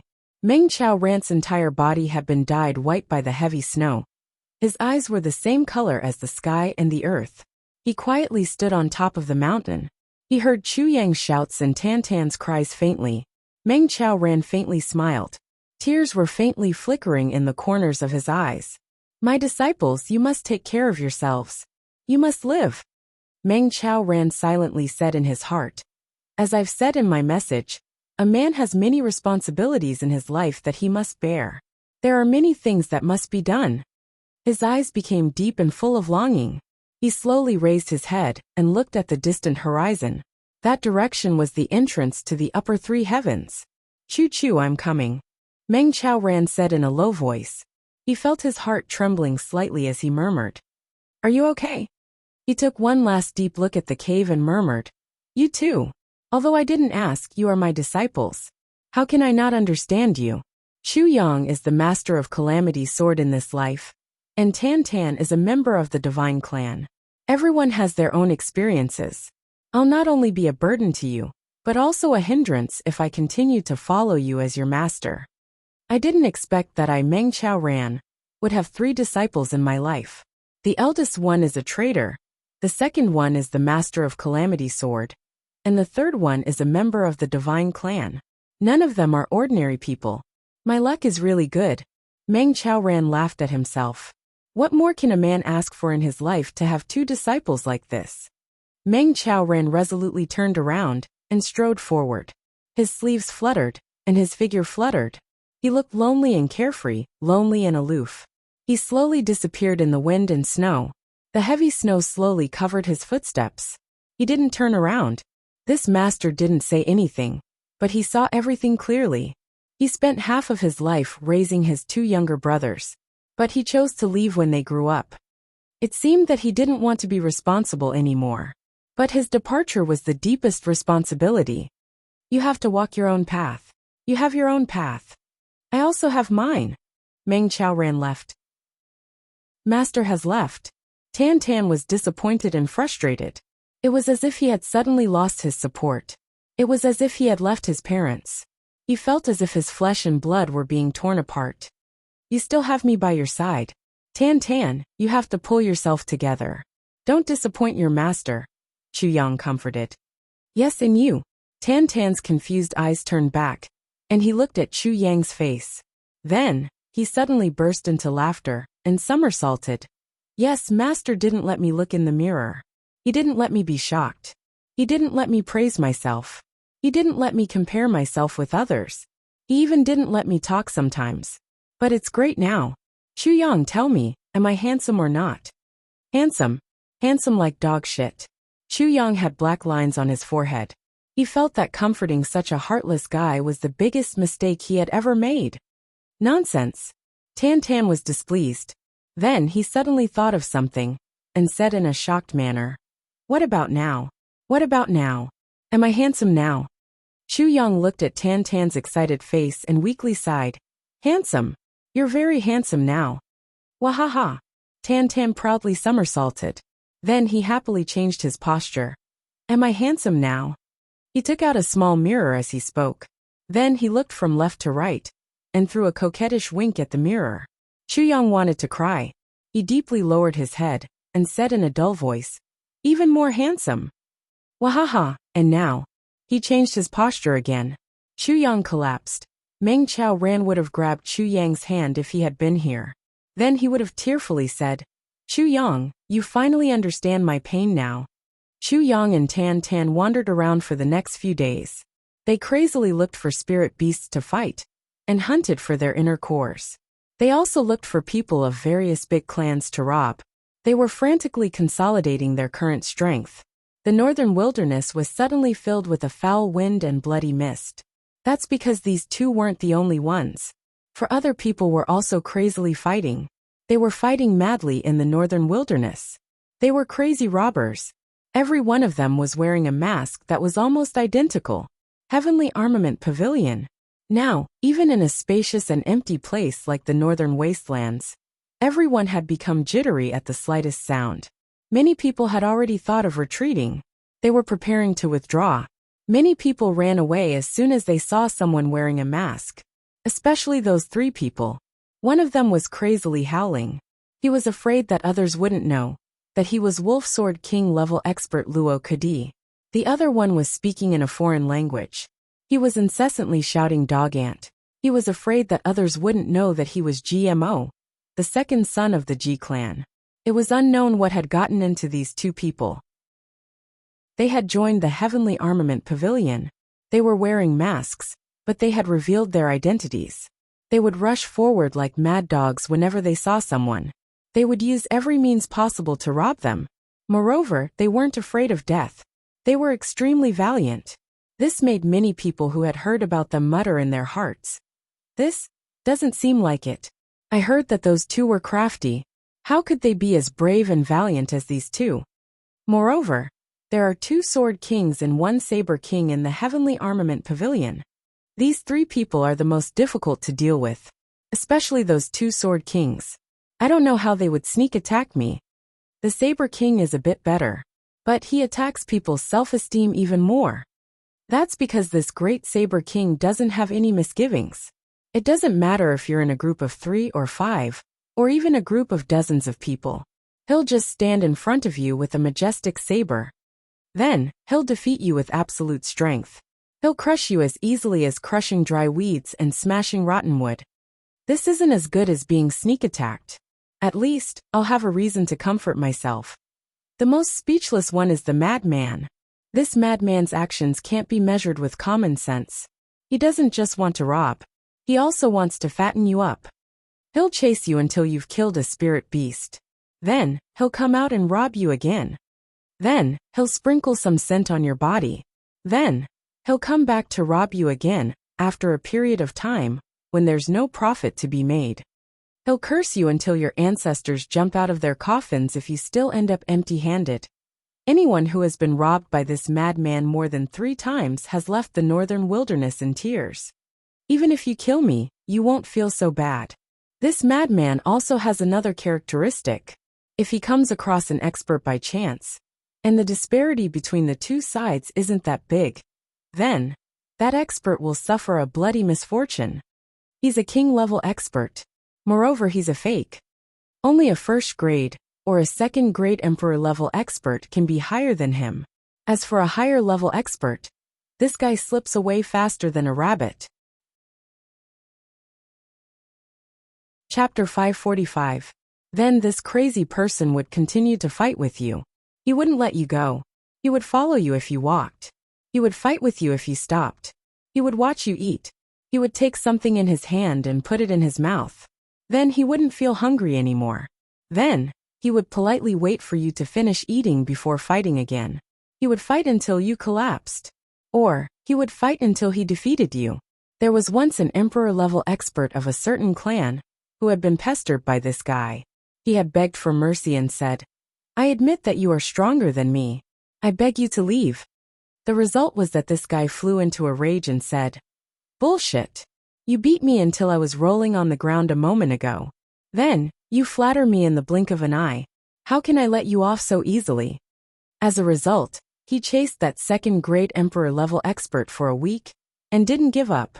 That emperor-level expert had no other choice. So, he had pretended that he was no match for Tan Tan. And Tan Tan had even spat on his face in the end. That tragic emperor-level expert had endured it. What could he do if he couldn't bear to see such an unkillable monster? He had used all of his strength to hit Tan Tan's body. However, it had been like hitting a rubber ball. And it had bounced back like a rubber ball. Tan Tan was unscathed. As for his weapon, he had a heavenly weapon in his hand. If you took out your sword, he would cut it in half with a swoosh. What was there to fight? That would be suicide. It was better to obediently let him beat him up, and then send him away. Tan Tan had spat on his face, but no one had seen it. So it wasn't shameful. This 2nd grade emperor-level expert had run out of the northern wilderness in a straight line after he had finished his business. It was said that he had lived in seclusion from then on. The dangers of the Jianghu were known today. The most frightening thing was that there were too many abnormal people. Tan Tan had finally met his match one day. He had been having a lot of fun after he had separated from Chu Yang. Moreover, he had Chu Yang's 1,000 miles soul-chasing incense on his body. So, the two of them had met once every fortnight. So it had been easy for them to find each other. However, he had met his match this time. He had chased an emperor-level expert for 3 or 4 days. Then he had realized that he had gone too far away. So he had lost his way. Tan had met a ragged teenager at this time. Tan stepped forward and fought with him. He beat him up, and then asked for directions. In the end, after following the young man's instructions, he found himself back at the same place. The worst thing was that he found that the spirit beast core on him had been stolen at some point in time. Tan flew into a rage. During this period of time, Chu Yang had been secretly observing the progress of his brothers. Although on the surface he had said that he wasn't allowed to rescue them, and that they could only rely on their own efforts to improve and comprehend, in reality, how could Chu Yang be at ease? As long as Zhang Xian was able to observe them in the dark, he should be fine. His state of mind should not be affected. Otherwise, if something were to happen, wouldn't he regret it for the rest of his life? Looking at Gu Duxing and Dong Wushang, he secretly nodded. The two of them were very clear about the path they wanted to take, and had been moving forward steadily. Moreover, he was tenacious and indomitable. Regarding the use of spiritual energy, the comprehension of the state of mind, the proficiency of the moves, in this period of time, all of them had greatly improved. In the end, Chu Yang found that the two of them were deliberately suppressing their spiritual energy, and didn't make a breakthrough. So he finally felt relieved about them. These two know the importance of laying a foundation. They have made a lot of breakthroughs during this period of time. If they blindly continue to make breakthroughs, it will lead to a serious problem in the future, like an unstable foundation. However, the two of them were clearly aware of this point. Therefore, Chu Yang immediately turned around to look at GMO and Luo Kudi. Chu Yang's heart couldn't help but tremble when he saw the two of them. The current situation of these two greasy and slippery masters of aristocratic families could only be described as tragic. Jimo's clothes were ragged. He was besieged by people when Chu Yang arrived. He was almost out of shape. Chu Yang resisted the urge to rescue him, and watched GMO crazily fighting with a group of king-level experts. Then he dodged the overwhelming attacks of the enemy, and got injured. Then he violently rushed out of the encirclement. Then, he chased after this group of people, and used his scarred body to attack unceasingly. He finally stopped when he beheaded these experts one by one with his sword. The skin and flesh on his body didn't seem to be his own. This second Master Ji had always been frivolous and playful. However, he was still standing straight even though he had sustained fatal injuries. He didn't even wrinkle his brows as he applied medicine and bandaged his wounds. The heavy pill that Chu Yang had given him was in his bosom, but he refused to take it. He wanted to remember these injuries. He wanted to remember the fall. That was the only way to engrave the lesson into his bones. So, he wouldn't commit the same mistake again for the rest of his life. This was true growth. Forgetting the pain after the scars were healed was a common occurrence. GMO knew his temperament. Perhaps he wouldn't remember anything if these injuries were healed in the blink of an eye. He was born with an optimistic temperament. There was nothing he could do about it. Therefore, he wanted to keep these scars. Chu Yang was watching from the side. He only felt that his eyes were somewhat moist. His heart was also shaken. These two men would always roar every time they were caught in a desperate situation. And they would always be exhausted. "We brothers will rush to the heavens together." Then, they would jump up as if they had taken an aphrodisiac, and would crazily fight. Their crazed fighting spirit would even make their enemies tremble. They would feel a chill in their hearts. Chu Yang clearly remembered that he had once said these words to his brothers in the lower 3 heavens. "I will rush to the heavens together with you guys one day. We will write our legends in the heavenly imperial court." GMO and Luo Kudi had always remembered these words. This was the common goal of the brothers in the Heavenly Armament Pavilion. It was their greatest wish. GMO and Luo Kudi had finally realized the gap between them and their brothers. Therefore, They had been chasing after them and working hard. They didn't want to fall behind. And they didn't want to drag their brothers down. They wanted to use their own efforts to catch up with them. They would desperately fight, and desperately improve themselves. Everything was for the ultimate goal. To stand at the peak with their brothers, and laugh proudly at the heavens. They would rather die in the process of improving themselves than be eliminated. GMO had faced 7 king-level experts in the battle a moment ago. This was a sure-death situation. However, he had crazily attacked like a madman. His shout was like thunder. I want my brothers to be proud of me. I don't want my brothers to die for me. They will be ashamed for me.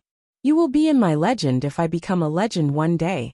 I will be in your legend if you become a legend one day. I will be by your side when you stand at the peak. I will overlook the world with you. I will dominate the world. I will be in your legend. I will be in your legend. These were the words that Chu Yang had spoken from the bottom of his heart. And GMO had remembered them without missing a word. His aura would fiercely erupt every time he shouted these words. It seemed as if these words were a panacea for him. They were endless courage and endless fighting spirit. Chu Yang could hear that GMO's heart was filled with unwillingness and grievance every time he shouted these words. It was an extreme desire to become stronger. GMO's heart was filled with tears when he shouted these words. I don't want to fall behind my brothers. GMO's heart was screaming. He hadn't shouted these words. However, Chu Yang could hear them. Can you blame GMO for the disparity in talent? Why are people divided into 3 classes because of talent? GMO's heart was screaming. Therefore, he was going all out. He was going all out. My talent can't be compared to my brother's. So, I will use my efforts to make up for it. Even if I have to train myself to death. I don't have that kind of world-defying talent. I can only rely on my hard work and sweat. I will chase after them and surpass them. Luo Kudi was the same on the other side. Luo Kudi's body was riddled with scars. These were the results of dozens of battles. His whole body was filled with a murderous aura. A sharp aura was emitted from his body. He was like a completely different person from the previous Luo Kudi. He was also shouting and screaming in a battle. He was extremely crazy. GMO's crazy shouting could also be heard from Luo Kudi's mouth. That kind of sullen shouting. That kind of unwillingness to submit to the heavens and the earth. That kind of will to charge forward, even if it means death. It was the same. I don't want to be a burden because I have brothers. My brothers will be implicated if I am weak. They might even die because of me. They can do it. I can do it too. I can do it. If I die, I die. If I don't die, I will charge forward. I will fight alongside my brothers.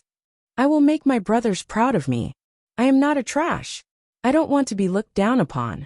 I don't want to be said to have no future. Even a supreme martial artist won't do. GMO and Luo Kudi seem to have been completely reborn in a short period of more than a month.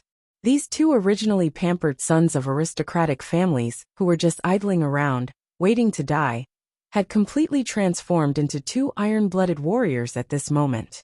Where was the air of debauchery to be found on them? Where was the habit of debauchery? There was only valiance. Iron-blooded, fearless of death. They only had the fighting spirit to conquer the world, and not hesitate to die. I can do it. I can definitely do it. Chu Yang left quietly. When he left, he felt hot blood rushing in his chest. His mood was surging. There were tears in his eyes. My brothers, I am proud of you right now. Do you know? Gu Duxing and Dong Wushang also came to check on Luo Kudi and GMO from time to time. Chu Yang was worried about his 2 brothers. How could the 2 of them be at ease? But every time, the 2 of them came quietly and left quietly. When they came, their faces were full of worry. When they left, their faces were heavy. Their eyes were full of tears. Brothers, you will succeed. Brothers, we are proud of you right now. You are worth it. To have such brothers, this life is not in vain. The 2 of them also fell into an even more desperate fight. They went to fight spirit beasts when there was no one around. We can't wait. If we wait for them, they will catch up with us. But it will only bring shame to our brothers. Brothers are risking their lives. So we must also work hard. These 2 kings of saber and sword had also suddenly erupted with their potential. And they fell into a crazy fight. Chu Yang left quietly. His heart was heavy the whole way. He was very distressed. But he was also very gratified. These 4 brothers are doing very well. Therefore he finally felt relieved. He went to see Tan Tan. I don't know how that junior brother of mine is doing. Chapter 546. Chu Yang's body movements were light as he moved forward. In this month he didn't fight much. Most of his time was spent on collecting herbs and consolidating his cultivation. This was because Chu Yang realized that there were too many ice-type elixirs in this northern wilderness. Moreover, no one was digging for them. This was simply a natural elixir storehouse. Especially under the mysterious ice, there would be one or a few elixirs that couldn't be seen from the outside almost every once in a while. Besides Chu Yang, there was no second person in the world who could come to this place. Therefore, Chu Yang collected a lot of elixirs every day during this period of time. During this period of time, Chu Yang used his fastest speed to collect the treasures under the ground. With the probing function of the tribulation sword tip, Chu Yang's hands went soft. However, he still only collected half of it. No, it should be said that it was only a small half. What surprised Chu Yang the most was that he even dug out a piece of star body from the mysterious ice. This was a good thing that had never appeared on this continent. After Chu Yang kept it in the tribulation space, even the sword spirit was amazed. He circled it a few times, but couldn't find anything special about it. He also soaked it in the quenching spring once every 3 days. Today it was exactly 1 month. It finally came to an end. The tribulation sword tip and sword blade also flew out of the quenching spring and entered Chu Yang's dantian. Only the sword tip was left soaking in it to make up for the loss in probing for elixirs for Chu Yang during this period of time. The sword spirit also ended the day of quenching the quenching spring. The next quenching would have to wait until Chu Yang reached the monarch level before he could soak it together with the sword tip. Chu Yang clearly felt that the 3 parts of the tribulation sword had undergone subtle changes. It seemed to be more and more spiritual. It was more and more satisfying to use. The sword tip and sword blade were more murderous and evil spirit. It seemed that the sharpness that had been buried for 10,000 years had completely recovered after soaking in the quenching spring. The sword spirit's body was no different from a real person. Sometimes, Chu Yang would be curious. It didn't pass through the void like before. Instead, it had a strange texture. The sword spirit was extremely satisfied with the current situation. He was grinning from ear to ear every day. The tribulation space was now filled with resources.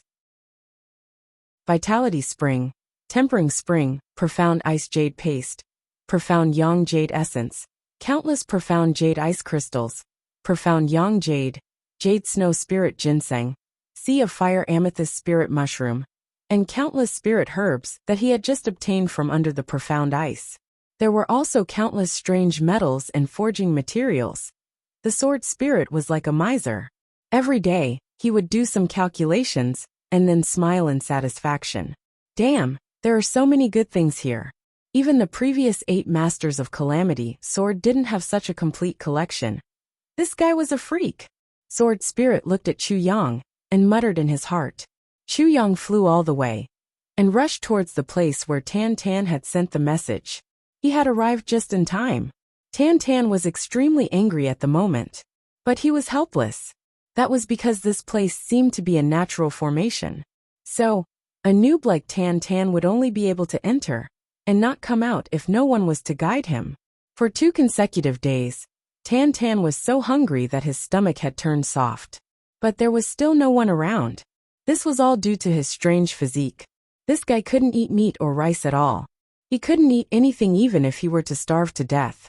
Furthermore, the amount of spirit beast cores he ate had also increased from 3 to 4 per meal. This was even more miserable. How could he endure being hungry for 2 consecutive days? Tan Tan was leaning against a rock on the 3rd day. He was seeing stars. His eyes were shining as he looked all around. He longed to pass by a spirit beast. Tan Tan would have dashed forward to fight with it regardless of his own safety, and take its core.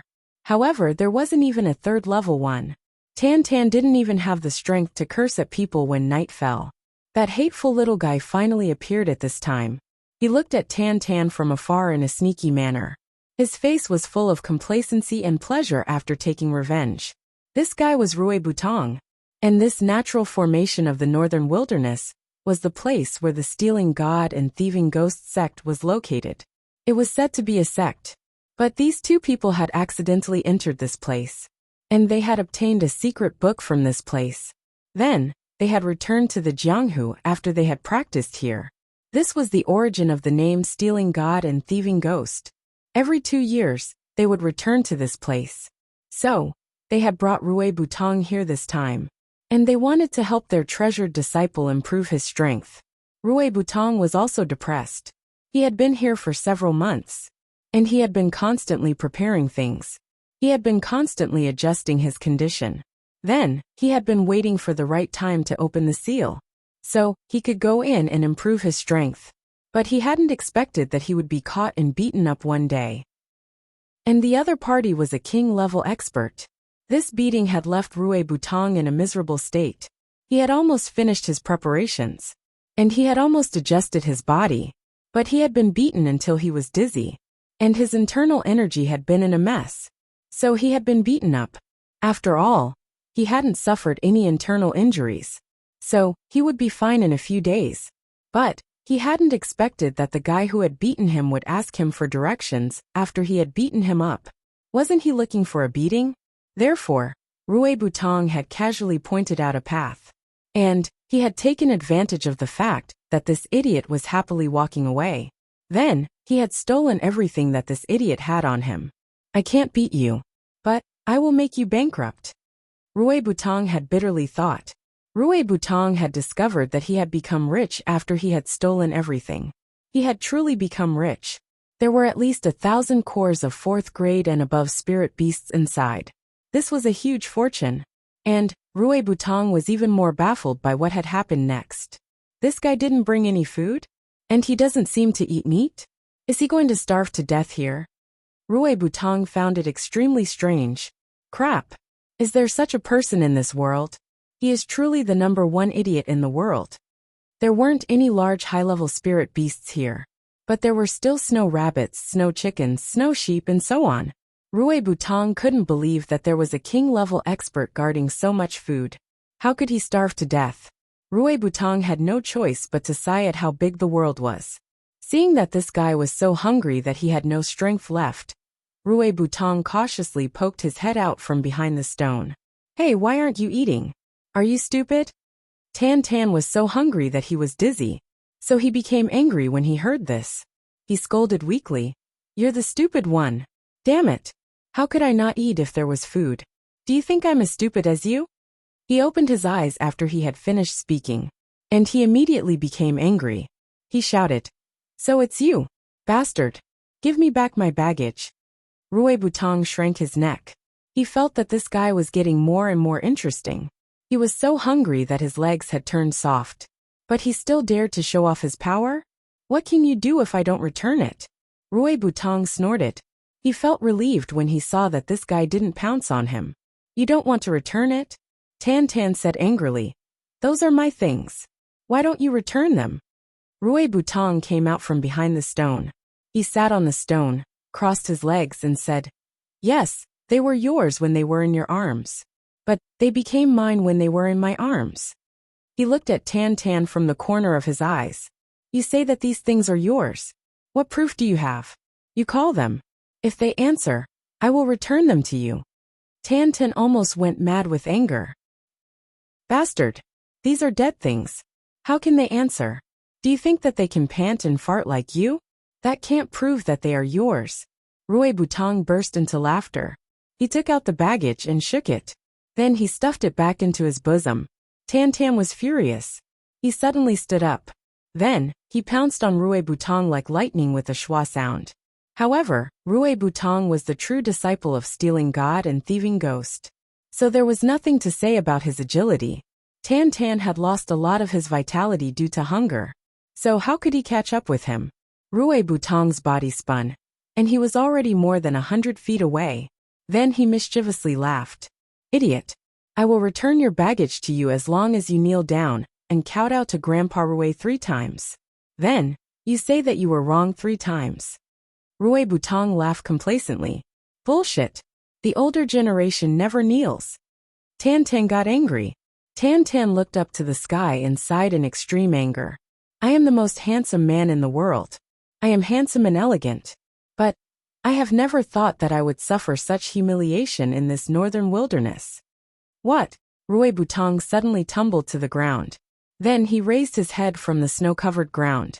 He looked at Tan Tan's extremely ugly face in disbelief. It could be said that there was nothing good about his face. He then stammered, You? The most handsome man? Handsome, confident, and elegant? What? Tan Tan raised his head. Don't tell me that Grandpa Tan is not handsome?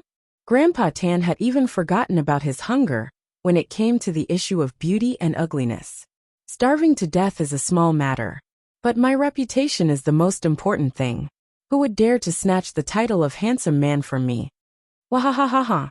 Rui Butong shouted loudly. He laughed so hard that tears almost came out of his eyes. Such an ugly freak dares to say that he is the most handsome man? The most handsome man in the world? This is hilarious to a certain extent. Then, Rui Butong was stunned. What's your surname? Grandpa Tan? What Grandpa Tan? Rui Butong recalled that Big Brother Chu's junior brother was called Tan Tan. Moreover, he was also very narcissistic. He had heard this name countless times when they were together.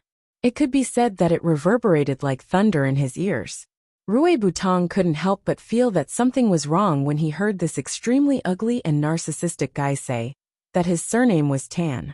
I can't have met Big Brother Chu's junior brother, right? This Grandpa Tan's name is Tan Tan. Legend has it that the most handsome man in the world is Tan Tan. I am Tan Tan. I am the most handsome man in the world, Tan Tan. Tan Tan straightened his neck and roared. When he said this, he was full of energy and his face was flushed. He looked arrogant and proud. He didn't look like a person who had been hungry for 3 days. It's really you. Rui Butong was shocked. He suddenly felt that he was in a difficult position. Damn, it's really Big Brother's junior brother. What should I do? Rui Butong scratched his head. With a sullen face he said, So it's you. You recognize me? This time, it was Tan Tan's turn to be surprised. You've also heard of my handsome and elegant name? He shook his head and suddenly felt proud. I'm really a legend. Even the barbarians of the northern wilderness have heard of my name. First update. When I looked at it, I spat out a mouthful of blood. Yesterday, I said that I wanted a surprise. I didn't expect that I would get a shock today. The monthly votes had exploded. Moreover, it looked like it was going to explode twice in a row. The recommendation votes were so slippery that they couldn't be seen. Chapter 547. Rui Butong did not know whether to laugh or cry. I've never heard of your handsomeness, but I've long heard of your great narcissism and shamelessness. Chu Yang, is your senior martial brother? Rui Butong touched his nose and asked hesitantly. Of course. My senior martial brother is Chu Yang. Although he is slightly inferior to me, he is still the second most handsome person in the world. Tan Tan snorted and said, This is really a misunderstanding. Rui Butong's face was full of enthusiasm, as he ran over while laughing heartily. So you are a family, ha ha ha ha. Give me the bag first. Tan Tan was so hungry that he saw double when Rui Butong ran over. Tan Tan did not appreciate it. How can I not give you the bag? Come come come. Let's eat first. Rui Butong smiled. Your senior and I are sworn brothers. Do you know that? How can I eat if you don't give me the bag? Tan Tan lay on the ground and shook his head. Give me the bag first. He did not hear what Rui Butong said. Rui Butong was angry and amused at the same time. Big Brother Chu's junior brother was a true miser. At this time, he is still thinking about the treasure in the bag. Since I said so, how can I not give it to you? Will you die if you eat first? At this time a voice sounded. Why are the two of you together? A black shadow landed on the ground like lightning. Chu Yang had finally arrived. Boss! Senior! The two of them shouted at the same time. Boss! Hee, this is a misunderstanding. Rui Butong laughed awkwardly. Chu Yang Senior. This bastard snatched my bundle. And he wants to starve me to death. Boo-hoo boo-hoo. Tan Tan burst into tears. He felt extremely wronged. The two of them rushed forward. Halfway through, Tan Tan knocked Rui Butong and pulled him back. Boss, you are not like this. This your junior is too unreasonable. Rui Butong also felt wronged. He beat me up the moment he came up. But you can't steal my things. Isn't it just beating you up? Tan Tan roared in an aggrieved manner. Then he felt his heart ache. These 3 days, my handsome face has become thin from hunger. Senior Marshal brother, take a look. How thin have I become? Chuyang didn't know whether to laugh or cry. Alright. Let's talk about it one by one. It's just a misunderstanding. I'll be the arbitrator today. Chuyang raised his hand. Where's the package? Bring it over first. Tan Tan snatched the package and opened it at lightning speed. Then he grabbed a 5th level inner core and stuffed it into his mouth. Without even chewing, he stretched his neck and swallowed it. Then he took out another one and stretched his neck. The 3rd one. The 4th one. The 5th one. When he ate the first one, Rui Butong, who was about to explain, was already so shocked that his mouth and eyes were wide open. He even forgot the explanation he was about to blurt out. No wonder he didn't eat. So he was treating this as a meal? Fuck. Is this even possible? Rui Butong only felt that his head was in a mess. Who would eat the inner cores of spirit beasts like this? I've never heard of it since ancient times. It's simply a miracle. Rui Butong didn't notice that when Tan Tan swallowed the 4th inner core, Chu Yang's originally smiling face also changed color from shock. When Tan Tan swallowed the 5th one, Chu Yang's mouth also unknowingly opened wide, and his face also turned ashen. How many days has it been? How did Tan Tan's appetite increase again? Fuck, and it increased to 5 at once. Then 200,000 for one, 5 for a meal, 1 million for a meal, that's 3 million for a day? Chu Yang groaned. With such a terrifying growth rate of Tan Tan's appetite, it wouldn't be long before he could break through 10 for a meal. That would be 1 million for a day. If he increased by another level, the 5th level wouldn't be enough to satisfy him, and he would need the 7th level. Then he really wouldn't be able to live. When Chu Yang thought of this, the world suddenly turned upside down. He wailed in his heart, Master, you left and lived a good life. But you left me with such a foodie. Even if I am the master of Calamity Sword, I can't feed him even if I lose all my wealth. On the other side, Tan Tan was already stuffing the first one into his mouth. I've been starving these past few days. Tan Tan felt that he couldn't be full no matter how much he ate. Minister Chu's eyes turned white when he saw the 7th one in his stomach. Minister Chu trembled all over when he saw the 7th one in his stomach. He even had the thought of dying when he saw Tan Tan pick up the 8th one. Minister Chu's heart finally wailed out from his mouth. Master, you've killed me. Not only was Chu Yang frightened and broken down, but Rui Butong had also broken down, as if he had seen a ghost. Tan Tan's mouth let out a timely burp. Then he put the 8th one back. He caressed his stomach, sat on the ground and stretched his legs. He was infinitely satisfied. So refreshing. It was such a great meal. Chu Yang fiercely rubbed his temples and felt that his headache was about to explode. He had never thought that he would have to worry about food in his lifetime. He had never dreamed that he would be forced to the point of exhaustion by a mere person's food expenses. Rui Butong was still in the midst of his grief when Tan Tan suddenly shouted. He jumped up like lightning and grabbed the dumbstruck and tongue-tied Rui Butong. Then he threw him to the ground. Then he straddled Rui Butong's body and started to beat him up violently. You little brat! You dared to steal my things. Little bastard! You dared to starve me. You're still laughing at me. You dared to say that I'm not handsome. You actually... Rui Butong was only a 2nd-grade king-level expert. How could he have the strength to resist Tan Tan, who was a king-level expert? He cried and screamed again and again, and kept on begging for help. His whole body was beaten, pinched, patted, and twisted by Tan Tan in an instant. His whole body was covered in bruises. Tan Tan! Chu Yang hurriedly stopped him. Tan Tan was very obedient. He stopped, but still sat on Rui Butong's body, and asked majestically, Are you convinced? I'm convinced. Rui Butong was a hoodlum. He pitifully expressed his weakness. Humph. If you're not convinced, I'll beat you again. Tan Tan rubbed his hands and stood up. Big brother, you have to uphold justice for me. Rui Butong cried. I've been bullied so miserably. Chu Yang felt a headache coming on. Both of them calmed down after being comforted for a while. Both of them had a belly full of grievances. They glared at each other and were eager to fight. Tan Tan was a king-level expert now, so he wasn't afraid. Rui Butong secretly swore in his heart.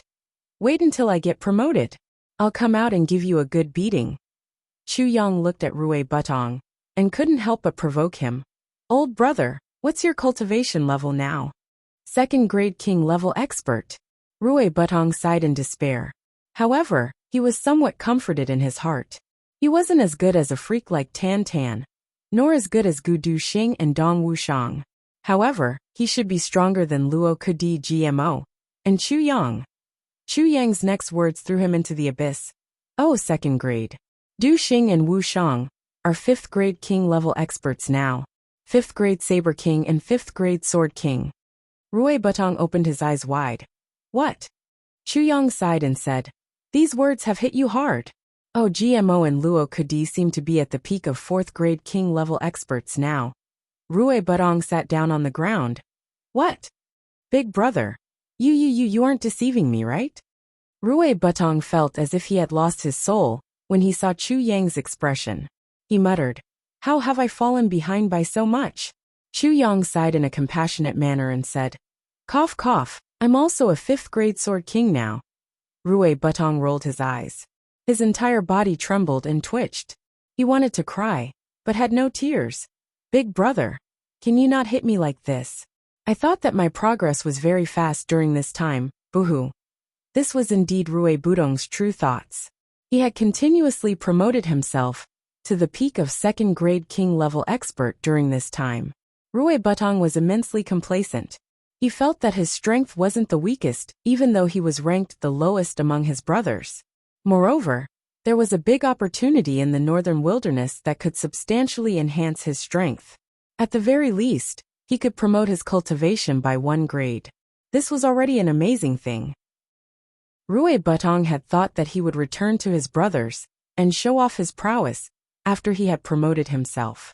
In fact, he would even teach Gu Duxing and Dong Wuxiang a lesson if possible.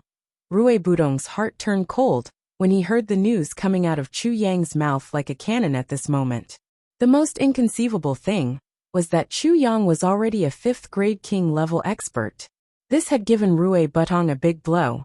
One must know that Chu Yang was only a martial great master when they had broken up. How big was the gap? And he was riding on top of his head now. Moreover, he had taken 3 big steps in a row. How could Rui Butong endure this feeling of complacency? I've also been hit hard. Chu Yang sighed and continued. You see, my junior martial brother wasn't as good as me last year. But he's already a king-level expert now. Rui Butong painfully grabbed his hair. Ah, am I dreaming? You don't have to be so miserable. Chu Yang sighed as if he couldn't bear to look back on the past. He said, do you know how much we've sacrificed? We've been on the brink of life and death several times a day.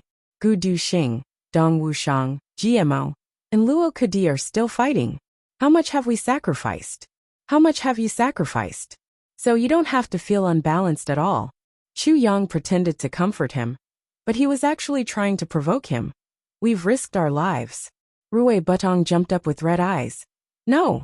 If you can do it, why can't I? We're all brothers. Who's afraid of whom? Don't be impulsive. Chu Yang comforted him. I have to be impulsive.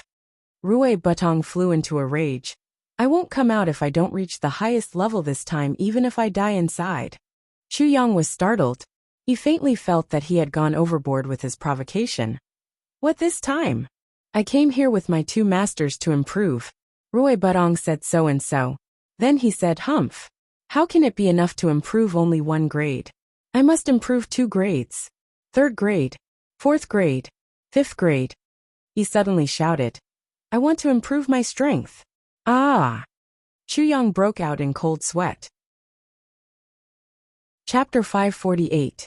Rui Butong's spirit had clearly been stimulated to the point that it had become somewhat manic. Chu Yang couldn't stop him from yelling. It couldn't be helped. This guy had received too much stimulation today. Two silhouettes rushed over in a panic. They were two emperor-level experts. Stealing God and Thieving Ghost had appeared. Butong, what's wrong? Who bullied my disciple? The two old men landed on the ground. They glared at Chu Yang and Tan Tan like tigers watching their prey. Master, I want to improve my strength. I can't stand it anymore. Rui Butong wept bitterly. Who are these two people? Thieving Ghost looked at Tan Tan and Chu Yang suspiciously.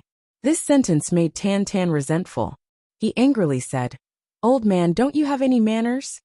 This is my elder brother and his younger martial brother. Rui Butong hurriedly introduced them. He was afraid that his master and big brother would misunderstand. Well, what stimulated you? Stealing God asked.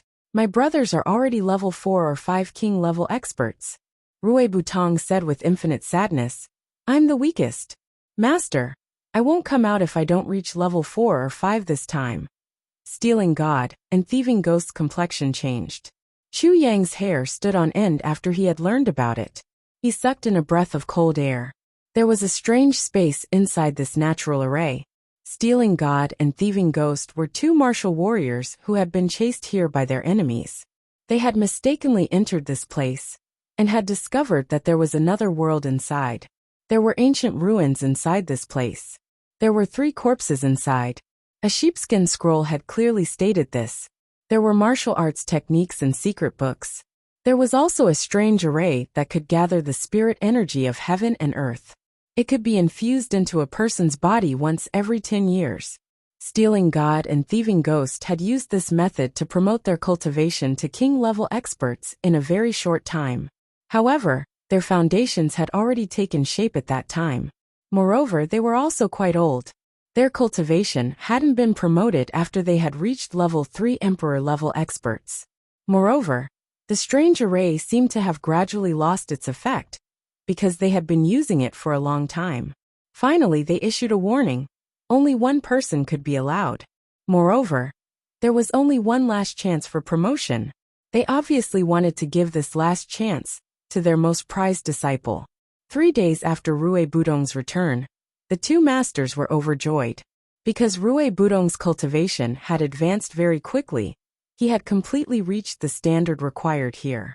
Therefore, the two of them excitedly brought their younger brother over. Chu Yang felt a chill in his heart when he heard this. It's unknown how much this strange formation can help people improve once it's activated. In short, as long as you're still inside, the spiritual energy will continue to pour in. Stealing God and Thieving Ghost had never persevered until the end of the infusion of spirit energy. Not once. And this was the last chance. Rui Butong had been seriously provoked by himself again. Chu Yang felt that this matter was a little serious. This cough old. You must come out in time if you can't hold on any longer. Chu Yang pinched his nose and swallowed back the words he was about to say. Your life is more important. No.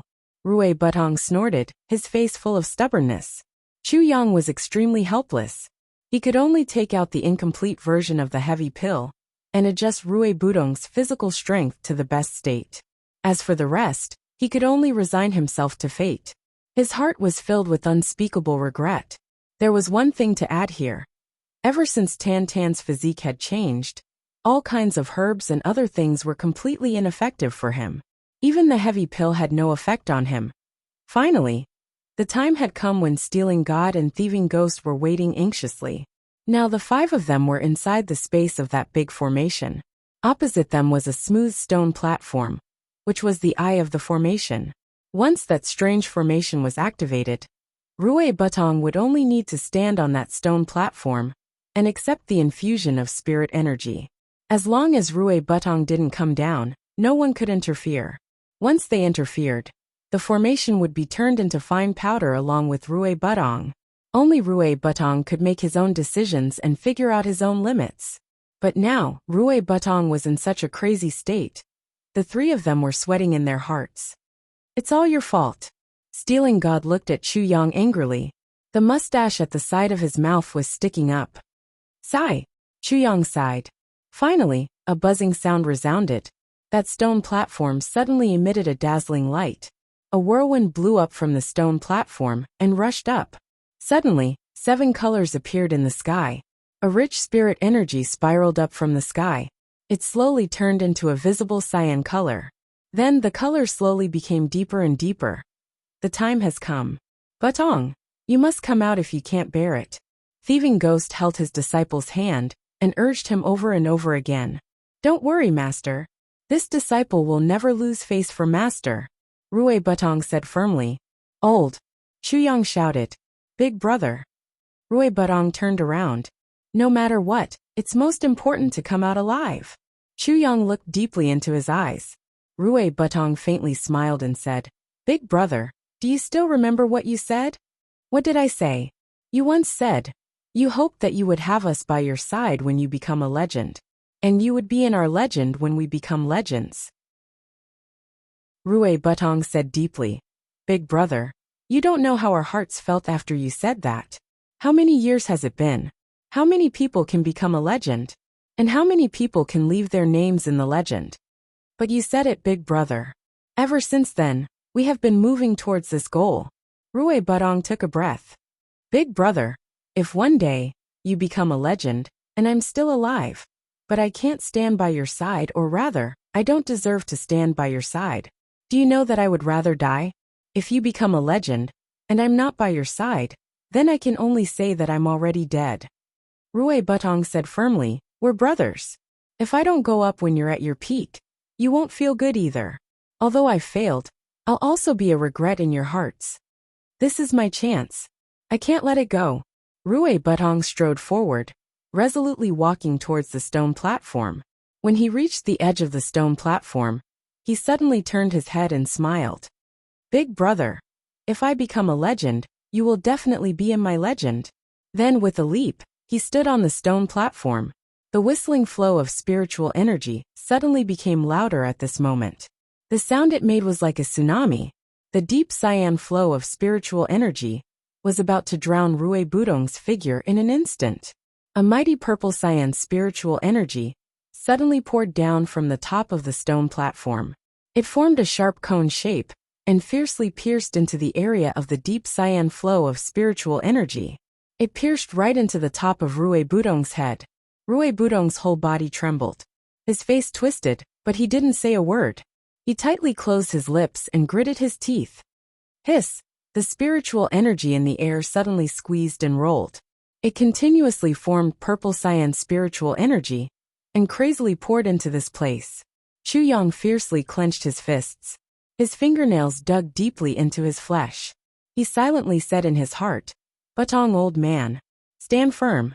When one day I become a legend, I hope that I'll have you by my side. Stealing God and Thieving Ghost tightly clenched their fists. Their faces were full of concern. They opened their mouths and looked at their beloved disciple, who was shrouded in the cyan light. The muscles of their entire bodies were stretched taut. The sound of breathing was hurried. Cold sweat seeped out of their bodies little by little. When I went in that year, the longest time I could maintain it was half an hour.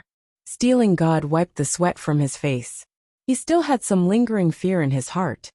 The longest time I've been in there was less than half an hour. Staying in there can make a breakthrough and increase one's strength. But that kind of feeling is really worse than death. Thieving Ghost's eyes looked inside the cyan light as he said unconsciously. He seemed to have remembered the feeling of that year. He quivered and shivered. It's been so many years, but I still want to tremble every time I see this thing. I would rather die than go in there again. Yes, I advanced by 1 grade that time. Stealing God sighed. I also advanced by 1 grade that time. Thieving Ghost lowered his head. Our disciple is stronger than both of us. But I'm afraid that he doesn't want to live. Stealing God and Thieving Ghost looked at each other with worried faces. He will definitely succeed. Chuyang looked at the cyan light and said firmly, I hope so. The 2 old men sighed at the same time. We only have 1 brother. We also hope that he can achieve something. You 2 brothers becoming sworn brothers is your business. We are very happy that he has so many good brothers. But we also don't want him to be outdone by his brothers. Stealing God smiled bitterly. Being outdone by the enemy is hatred. Being outdone by one's own brothers is a sign of inferiority. Inferiority is always more frightening than hatred for a person's growth. Chu Yang said deeply. My brothers won't feel inferior. They will never. He said it resolutely and decisively. There was no room for doubt. Time passed little by little. A quarter of an hour, half an hour. The cyan ball of light suddenly trembled, sending out ripples after ripples. He's about to break through. Stealing God's face was serious. Chu Yang didn't say a word. He just looked at the cyan light. The light was trembling more and more violently. Finally, there was a silent explosion. The aura of a breakthrough was clearly transmitted from the light. Rui Butong had broken through to the 3rd grade of king level. The cyan light returned to its original position after the trembling. It continued to maintain a dense mist. Rui Butong closed his eyes and stood in the cyan light. If someone could see his appearance at this moment, they would be shocked. They wouldn't be able to bear to look at him. His entire body was trembling and spasming. Every meridian seemed to be breaking down and reassembling. Every tendon was twisting and bulging out. The muscles on his face were oozing with blood. However, he clenched his teeth and didn't say a word. This wasn't just about improving one's strength. It was also testing one's willpower. This kind of improvement was undoubtedly painful. In fact, it was extremely painful. But it was precisely because he had gone through such pain that his future path would be smooth.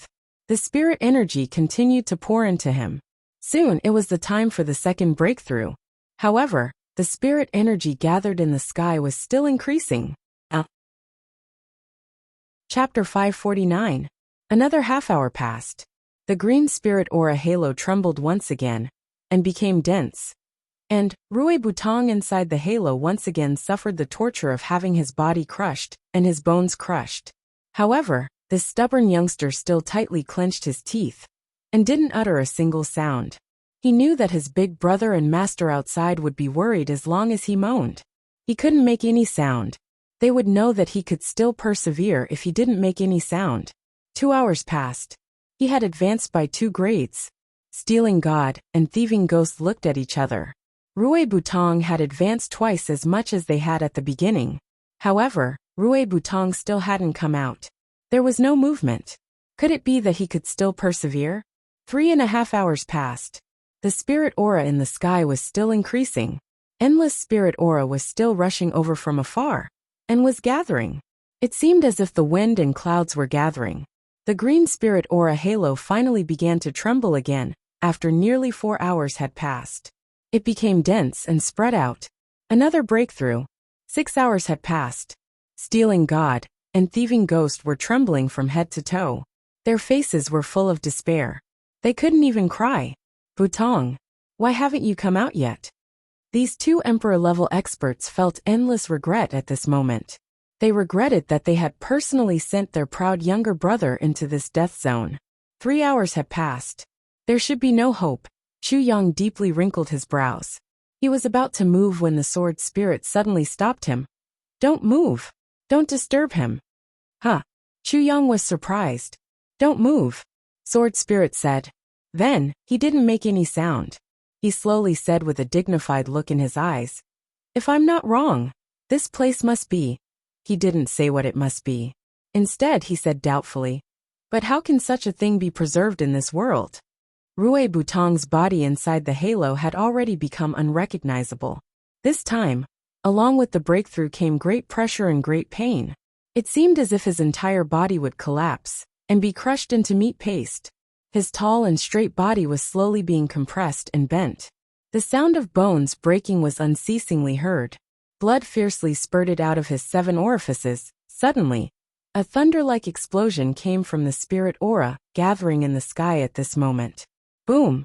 The entire far north wasteland fiercely jumped. The chi gathering in the sky suddenly turned purple. Just as everyone was inexplicably shocked, the purple spirit chi suddenly pressed down and entered this strange formation. Above the formation, a dignified voice slowly said, Nirvana! With a boom, the azure chi on the stone platform transformed into a purple chi halo. The scope of the halo suddenly expanded by a fold. A purple chi fire burned fiercely on the outside of the circle of light. It swept up, burning the entire top floor of the main hall into nothingness in an instant. Then it rose into the air, and half of the sky turned purple. Nirvana! The sword spirit heaved a sigh of relief. This is indeed the Phoenix clan's Nirvana array. Who would have thought that after 10,000 years, he would once again see this mystical array? Chuyang, you don't have to worry. Chuyang didn't need to worry. He was so excited that he almost jumped up in joy. Rui Butong actually had such a fortuitous encounter. The Phoenix clan's Nirvana meant that Rui Butong had been recognized by the Phoenix clan. From now on, Rui Butong was almost immortal. For such a great thing to happen to his own brother, Chuyang was simply overjoyed. At the same time, there was a hint of doubt in his heart. Could it be that Rui Butong actually had the Phoenix bloodline? What was going on? After hearing Chu Yang's explanation, Stealing God and Thieving Ghost also smiled excitedly, their faces full of gratification. But Rui Butong, who was in the halo, didn't think so. He only felt a mountain-like pressure pressing down on him. Pressing down. In the end, his body couldn't take it anymore. With a soft sound, the flesh below his right calf exploded violently. His bones also turned into powder at this moment. Rui Butong groaned in despair and fell to the ground. Then, he was surprised to find that a purple flame rose from under his feet, burning his right calf that had already turned into powder. As it burned, Rui Butong felt a sharp pain in his soul. It was as if his soul was being sliced apart by someone's blade. No, it was much more painful than that. He couldn't even scream. The purple flame suddenly retracted and disappeared.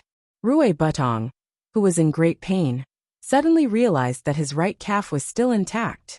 He blinked hard and looked again. Yes, it was still there. Rui Butong was at a loss. What was going on? It had clearly turned into paste just now. Just as he was thinking this, another wave of violent pressure pressed down on him. His left calf also exploded. Then, a similar purple flame swept up. But this time, Rui Butong was no longer panicking. He was only trying hard to maintain a clear mind under the cruelest punishment in the world. Right knee. Explosion. Left knee. Explosion. Right thigh, left leg, waist and buttocks. When Rui Butong's lumbar vertebrae and the body below his neck suddenly exploded, this kind of pain reached the greatest degree. Rui Butong's mind suddenly became muddled, and he groaned in pain. Purple flames engulfed him and reformed his body. But this time, it didn't immediately fade away. Instead, it burned fiercely as it reformed his body. There was another spiritual energy thunderstorm in the sky. It was still that dignified voice. "And I pan." With a boom, all the purple spiritual energy in the sky pressed down fiercely. All the purple flames on the ground rushed up fiercely. Rui Butong's head suddenly exploded at this moment. Then the thick purple spiritual energy rushed down from the top. It fiercely surrounded the head. The purple flame phoenix ignited and turned all the spiritual energy that formed the spiritual energy circle into a purple flame that soared to the sky. The purple flame soared to the sky and reached thousands of feet. According to everyone's visual estimation, this flame was perhaps more than thousands of feet. But no one knew that if they were to measure it specifically, it would be more than 1,000 feet. The rising heat made Chu Yang, Stealing God and Thieving Ghost leave this hall in a flash and go 1,000 feet away. Only when Tan Tan retreated, the marks on his forehead and chest, and the light golden eyebrows flashed fiercely. It seemed that the marks had become a little bigger at this moment. Tan Tan frowned as he looked at the rising purple flame in front of him. A trace of blurred color flashed across his face as he muttered, "It's so familiar. I seem to have seen this kind of flame somewhere." Then his whole body fiercely trembled. His eyes suddenly turned pitch black as he said, "And I, Pan soars to the Big Dipper. Purple clouds roam freely. Fire burns the heavens. 110. Phoenix, are you still there?" Tan Tan's accent was very dignified when he said these words. It didn't seem like his usual nonsense. Moreover, these few words were filled with the domineering aura of a king who looked down on all living things in disdain. An indescribable aura of vicissitudes of life fiercely erupted from Tan Tan's body. Then it immediately disappeared. Tan Tan's eyes regained their normal color. Then he shouted, "What a big fire!" Then he ran away in fear. No one had seen this change. The fire burned for 3 hours. Adding up all the time, Rui Butong had been inside for a total of 14 hours. The fire slowly weakened from thousands of feet. It shrunk to 1,000 feet, then to 100 feet, then to 30 feet. Then it suddenly disappeared. The entire hall changed into specks of dust the moment the fire disappeared. Then, it dissipated without a trace. Rui Butong's body appeared in front of everyone like a newborn baby. Then, Rui Butong slowly stood up with a perplexed look on his face. He moved his body, and walked down while swaying. He walked a few steps before he realized that he had made it. He couldn't help but jump up and laugh. I did it. I did it. Ha ha ha. Chu Yang, Stealing God, and Thieving Ghost had black lines on their faces. Tan Tan stared at Rui Butong. Then he used his hand to touch his crotch. He said in a very unconvinced manner, almost there.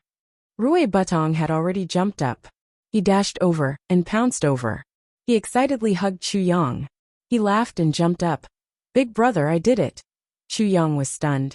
He was caught off guard by the strong impact. He fell to the ground while facing the sky. Rui Butong's white body pressed down on Chu Yang's body. The other 3 people were dumbstruck as they looked at the 2 white balls twisting and turning. Stealing God and Thieving Ghost were a little jealous at first. Little brat, we have raised you for so many years. Now that you have succeeded, you are actually hugging your big brother. Don't tell me that we can't compare to your big brother? But when they saw this disgusting shape, their jealousy completely disappeared. They looked at each other and rejoiced in their hearts. Fortunately, he didn't come to hug me first. Otherwise, this motherfucker. How can I endure this? Chu Yang suddenly became angry. He fiercely slapped. However, he slapped a smooth egg with a bang sound. He shouted, get up. Rui Butong suddenly felt that something was wrong. He touched his body and jumped up with a wow sound. My clothes, my clothes. He looked left and right. On one side, Tan Tan stroked his chin and laughed mischievously. So sexy. Stealing God rushed over and covered Rui Butong with a robe. This prevented his disciple from being embarrassed. Then, the 2 old men rushed over and violently beat up their disciple. Little bastard. You scared this old man to death. Chu Yang stood up like a carp and joined the ranks of the gang beating. Tan Tan also rushed over with a woo sound. Rui Butong was unexpectedly a king-level expert after this breakthrough. Among the brothers, this youngest one was the highest in terms of cultivation. Moreover, his physique had changed greatly. Even if his body was cut by a saber, he would be able to recover quickly. He was also the only one who didn't need Chu Yang's heavy pills to recover from injuries. This result greatly stimulated Gu Duxing, Dong Wushang, Luo Kudi, and GMO. In the next 2 months, the brothers would sometimes gather together, and then they would go their separate ways. At first, they still wore masks. Later, they realized that it was meaningless to wear masks. Everyone knew who they were. What's the point of being secretive? So, they might as well make it clear. Come on. It's the old man's doing, so what? Chapter 550. She had offended many people. Yes, she had offended many people. Come and look for me. Come and look for me. I'll use you as a touchstone.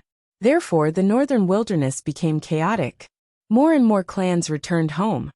Who the fuck could stand encountering such a group of lunatics? 2 flowers bloomed, one on each side. Fuck, why does this sentence sound so sour? Bulu Qing and Ning Tianya had accepted a disciple. Both of them were so happy that they couldn't close their mouths. She was the most talented disciple in the world since ancient times. The 2 supreme experts could see the glory of their disciple's future. The names of these 2 supreme experts should be thrown out to cushion the table, if they couldn't teach such a disciple well. The more they looked at this disciple, the more they liked her. They were afraid that she would melt in their mouths and fall in their arms. Mo Qing Wu proposed to go home to take a look and say goodbye. The 2 supreme experts naturally agreed, and accompanied her personally. Moreover, both of them accompanied her. Neither of them gave way to the other. Neither of them was willing to take a step away. The journey was almost half cloudy and half foggy. Other people would need to walk for 2 months. But these 2 supreme experts only needed 2 days to reach the Mo clan. 2 days was already a very long time.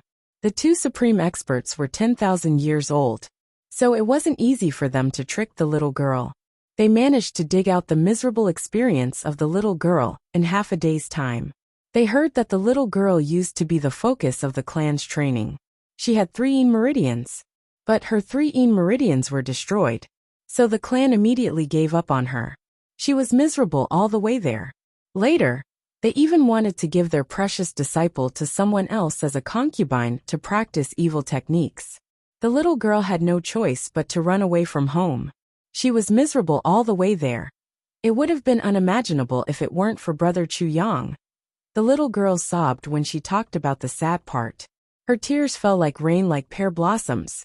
Bu Luqing and Ning Tianya were so angry that their hair stood on end. They were extremely angry. They hadn't expected that they would talk about such a shocking thing while chatting with their disciple. This was the most infuriating thing that these two supreme experts had ever heard, because this was their own disciple. As for other people, it was none of their business how miserable they were. They could die. Damned Mo clan. They dared to bully my precious disciple like this. The eyes of the two supreme experts turned red. Bu Luqing immediately expressed that he wanted to exterminate the Mo clan. It was only then that Mo Qinggu got a shock. Why did I say so much? This is bad.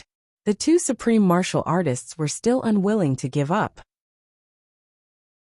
One was blowing his beard and glaring at the other, while the other was cursing at the heavens and cursing the earth.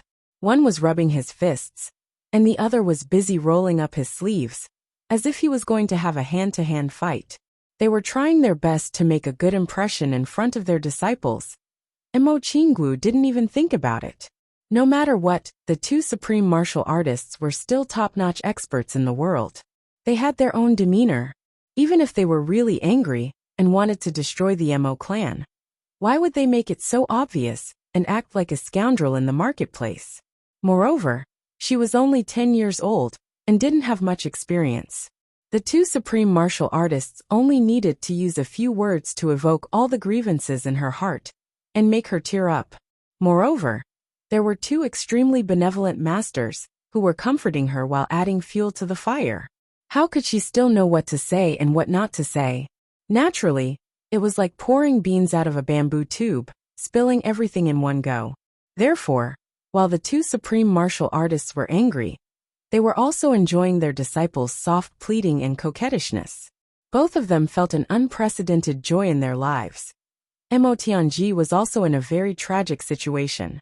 During this period of time, he used all his strength to reorganize the Mo clan.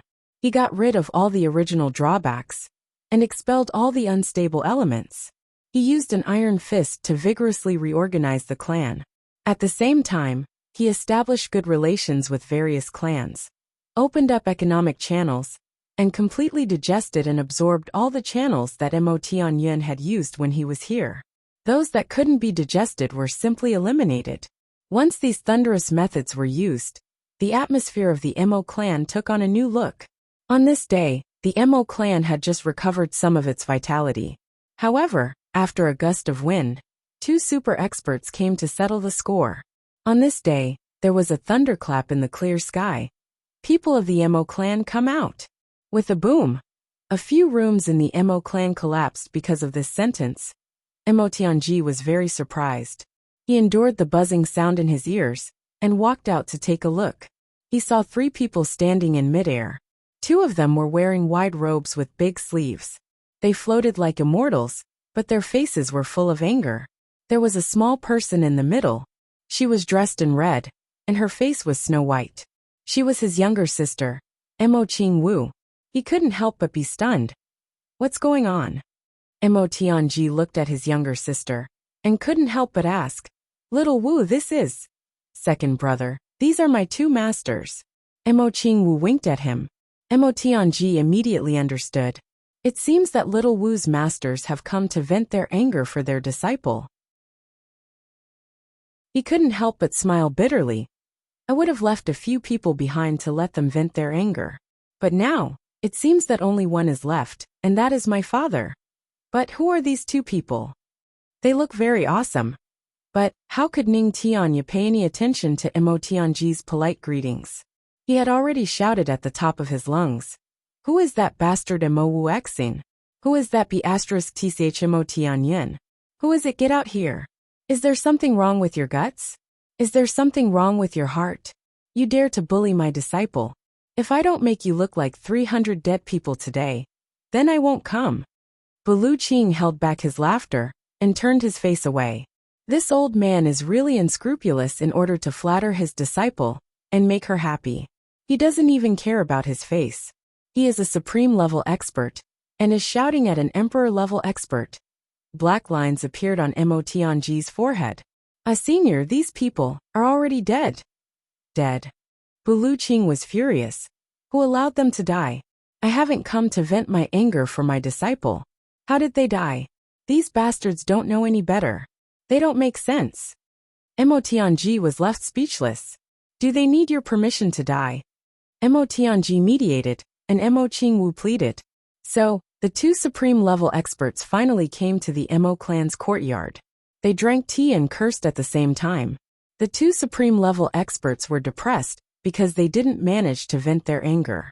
Then, he called out Mo Xingchen and fiercely reprimanded him. Then, he poked Mo Xingchen's forehead with his finger, causing Mo Xingchen to stagger. His saliva directly sprayed onto the face of the former clan head of the Mo clan. Mo Xingchen was battered and exhausted. However, he didn't even feel afraid after he knew the identities of these two. He was scolded and lectured.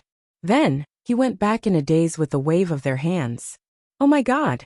Little Wu has two supreme-level experts as her masters. I have a heart attack. Where's my disciple's saber? Take it out. Look at your clan's prospects. You even snatched a little girl's saber. Moreover, she is your own daughter. Do you have any face? Even if you have some prospects, you must have stolen them. Hurry up. Why are you standing there like a dumb bird? Do you really want me to get angry? This is really infuriating. Ning Tianya's thunderous roar was heard.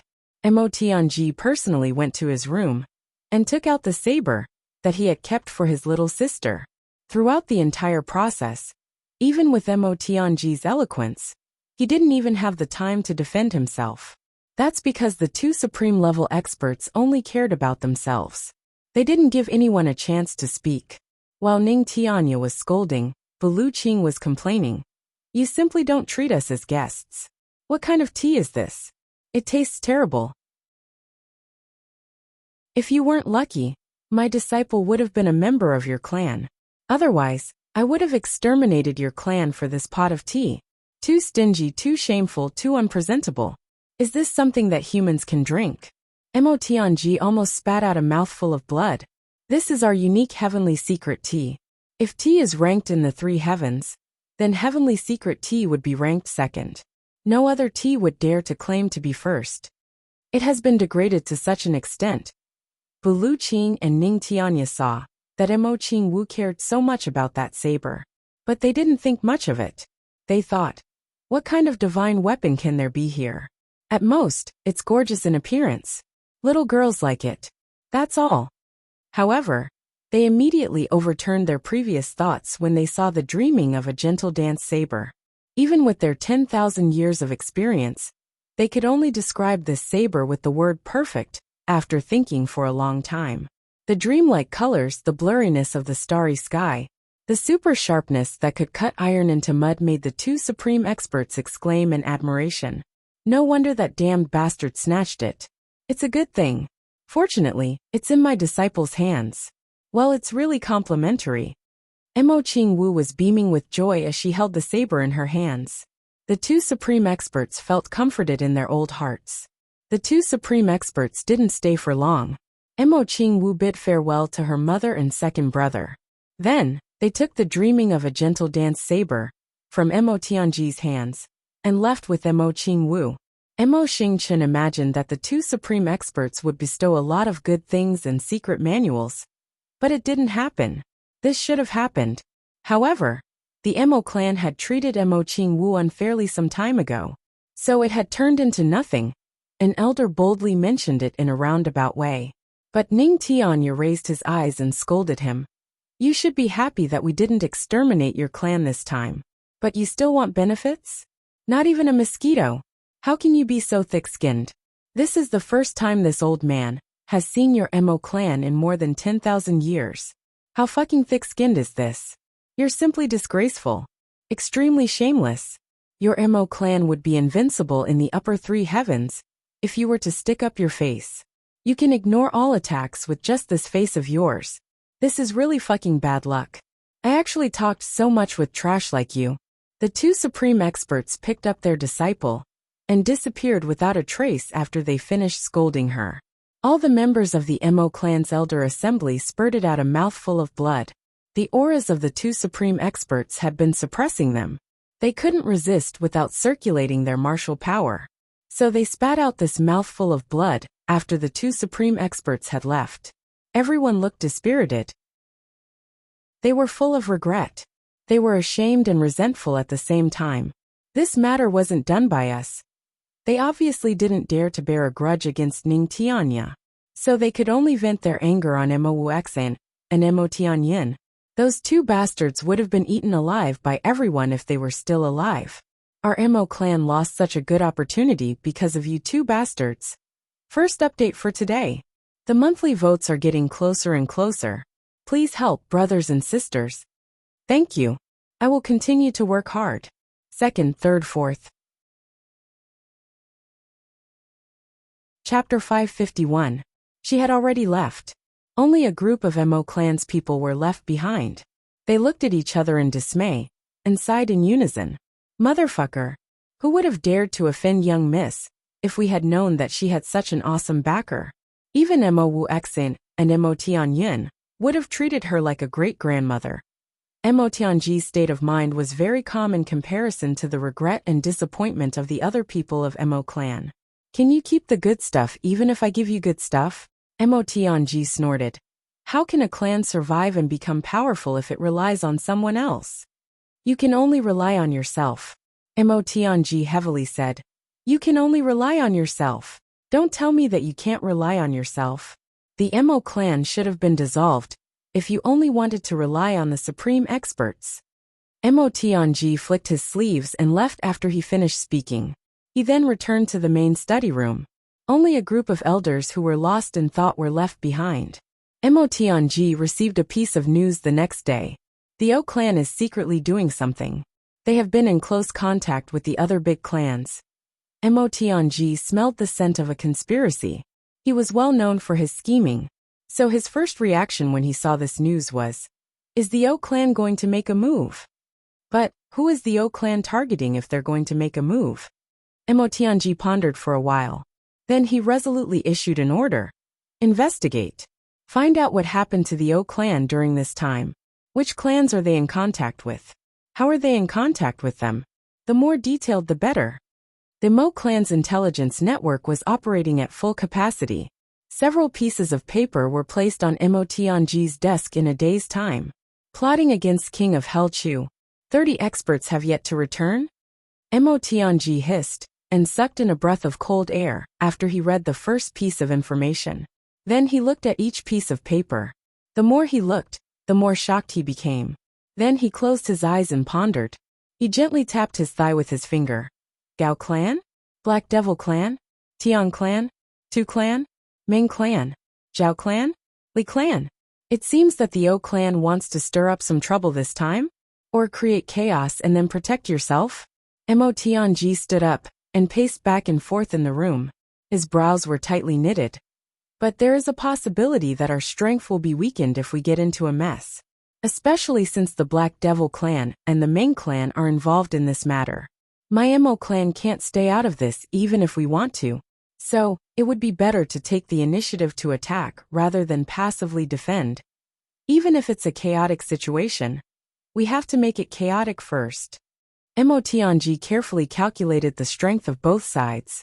He continued to ponder and evolve in his heart. He had already calculated everything in an instant. Come. After a quarter of an hour, Mo Tianji's eyes flashed as he made a decision. 2 guards immediately appeared. What orders does the patriarch have? I will write a few letters, and you will immediately send them out. Mo Tianji ground the ink and casually said, send them to the Luo clan, the Ji clan, The Dong clan. 7 days from now. I'll be at the Mo clan's residence. This matter is of great importance. Mo Tianji waved his hand and looked at the few people who immediately went out. Then, the sound of horse hooves echoed and gradually disappeared into the distance. Mo Tianji returned to his room with his brows still furrowed. After a long while, he finally picked up his brush and wrote a letter. He personally folded and sealed it. Then he called someone over and instructed, "Send this letter to the Ao clan as quickly as possible.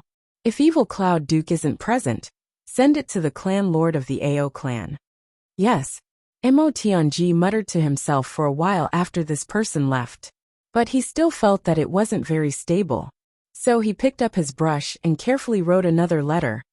This letter is for the dark bamboo. Even if there is a conflict in the future, this is a foreshadowing in advance.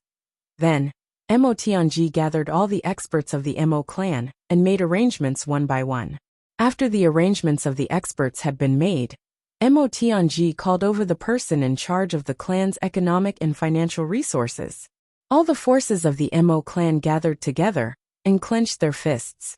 From today onwards, all the revenue from the sales of every shop and every hall of the Mo clan would be returned to the headquarters. There was no delay. Everything was arranged in an extremely short amount of time. The O clan wants to stir up the wind and rain? How can it be so easy? I'll show you what it means to stir up the wind and rain. Mo Tianji stood in front of the court with his hands clasped behind his back. There was a faint smile on his face. You want to play tricks in front of me? Then, I'll show you how to play tricks. 7 days later, Luo Kewu, Dong Wu Lei, Jizhu Xiedan Xiong, and a steward of the Gu clan arrived at the Mo clan on time. Moreover, each of them had arrived very quickly. Mo Tianji's letter had been very serious. Xiedan Xiong had paid a lot of money to hire flying spirit beasts to arrive. Brother Mo, what's the matter? Dong Wu Lei asked. I saw in your letter that our clan has been exterminated. Is it so serious? Dong Wu Lei complained a little. His distance could be considered as far away. However, he had arrived early. This guy had jumped in fright when he had seen Mo Tianji's letter. He had immediately abandoned everything and rushed here. 2 fine horses had died along the way. Even his thighs had been rubbed with bloody blisters. You're right. I was still sleeping when I received your letter. Jizhu rolled his eyes. He looked at Mo Tianji with some displeasure. You scared me so much that I broke my sweet dream and rushed here. Cousin, you've gone too far. Jizhu was older than Mo Tianji. Therefore, he called him cousin. However, he didn't dare to look down on this younger cousin. On the contrary, he admired him. Luo Kewu was somewhat embarrassed. After all, their Luo clan and the Mo clan had a grudge against each other. They had suffered too many losses because of Mo Tianji. So they didn't dare to neglect this time. That was because he knew that this matter wasn't trivial. If even Mo Tianji had spoken so seriously, how would I dare to deceive the great dukes? Mo Tianji joked first. Then his expression immediately turned serious. He said sternly, if we don't handle this matter well, I'm afraid that our clans will be annihilated right before our eyes. I'm not exaggerating just to scare you. It's that serious? The great dukes turned pale with fright. They immediately became serious. Mo Tianji's words had attracted everyone's attention. Then he heaved a long sigh and said, speaking of which, our Mo clan is the one who has been wrongly accused in this matter. This matter was provoked by your younger brothers. But, our Mo clan was also implicated in this matter. We have no choice. The meaning behind Mo Tianji's words was, this is your matter. You've implicated our Mo clan. But, I still have to clean it up for you. You should be grateful. Dong Wu Lei stood up. Wu Shang? What happened to him? Dong Wu Lei had always felt that Dong Wu Shang was the strongest candidate for the position of the clan lord. Dong Wu Shang had appeared in such a powerful manner in the past year. He had swept through the entire 3 heavens with an unstoppable momentum, and had defeated all the younger generation. Dong Wu Lei had felt that his younger brother was a big threat to him countless times. Dong Wu Lei had even targeted Dong Wu Shang in some of the clan's affairs. He had constantly reduced his influence. He had played many little tricks in the dark. But he felt his heart tighten when he heard that something had happened to Dong Wuxiang. He couldn't help but feel concerned. It seemed as if his heart was being squeezed. He realized that he had lost his composure when he spoke. So he sat down embarrassedly. He secretly sighed in his heart. It's a threat. But this kinship is still very touching. It's hard to give up. I can't let it go. They're fine. But they've provoked a big trouble. Mo Tianji looked at Dong Wu Lei with a smile. Then he said, "Everyone please come with me." As he spoke, he led the group into his study. Then, he ordered that no one was allowed to come in and disturb him even if the sky collapsed. The hearts of the great dukes sank when they saw that Mo Tianji was so cautious. It seems that this matter isn't small. As soon as they entered the study, they realized that there was a huge map hanging on the wall in front of them. There weren't many directions marked on this map, but there were many blood-red arrows. Dong Wuxiang, Gu Duxing, Luo Kadi Gmo, and Chu Yang. These 5 people had a conflict with the O clan on their way to the northern wilderness. They killed 5 emperor-level experts of the O clan and 30 king-level experts. Mo Tianji's tone was indifferent. He didn't mention that his younger sister was also there. Killed 5 emperor-level experts? And 30 king-level experts? Dong Wu Lei and Luo Kewu sucked in a mouthful of cold air. Jizhu had been lying on the chair like mud. But he suddenly stood up straight at this moment. The eyes of the steward king-level expert of the Gu clan had turned into bells. They were full of disbelief. Xie Danxiong's eyes opened wide. Then, soybean-sized beads of sweat oozed out of his forehead. He had obviously heard about this matter. But he had only heard that many king-level experts of the O clan had died. He hadn't known that 5 emperor-level experts had died. Xie Danxiong rejoiced in his heart at this moment. He obviously understood the reason the best. It was because Du Xiao had discussed with him that he would go to the Xie clan first before going to the O clan. This matter had spread out after Du Xiao had left the Xie clan. Xie Danxiong thought with his knees. Presumably, the O clan wanted to take advantage of the situation.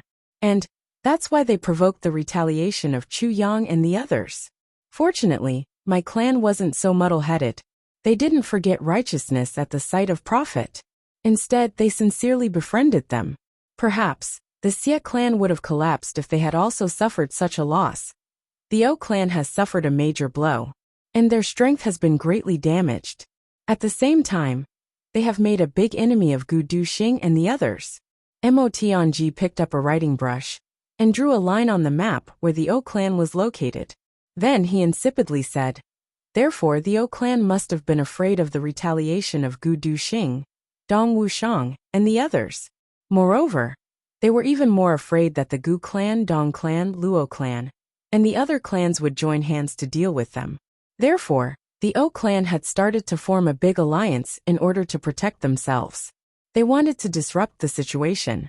At the same time, they also wanted to seize this opportunity to strengthen themselves." Mo Tianji's words gradually entered the main topic. Everyone present straightened their bodies, opened their eyes wide, and pricked up their ears.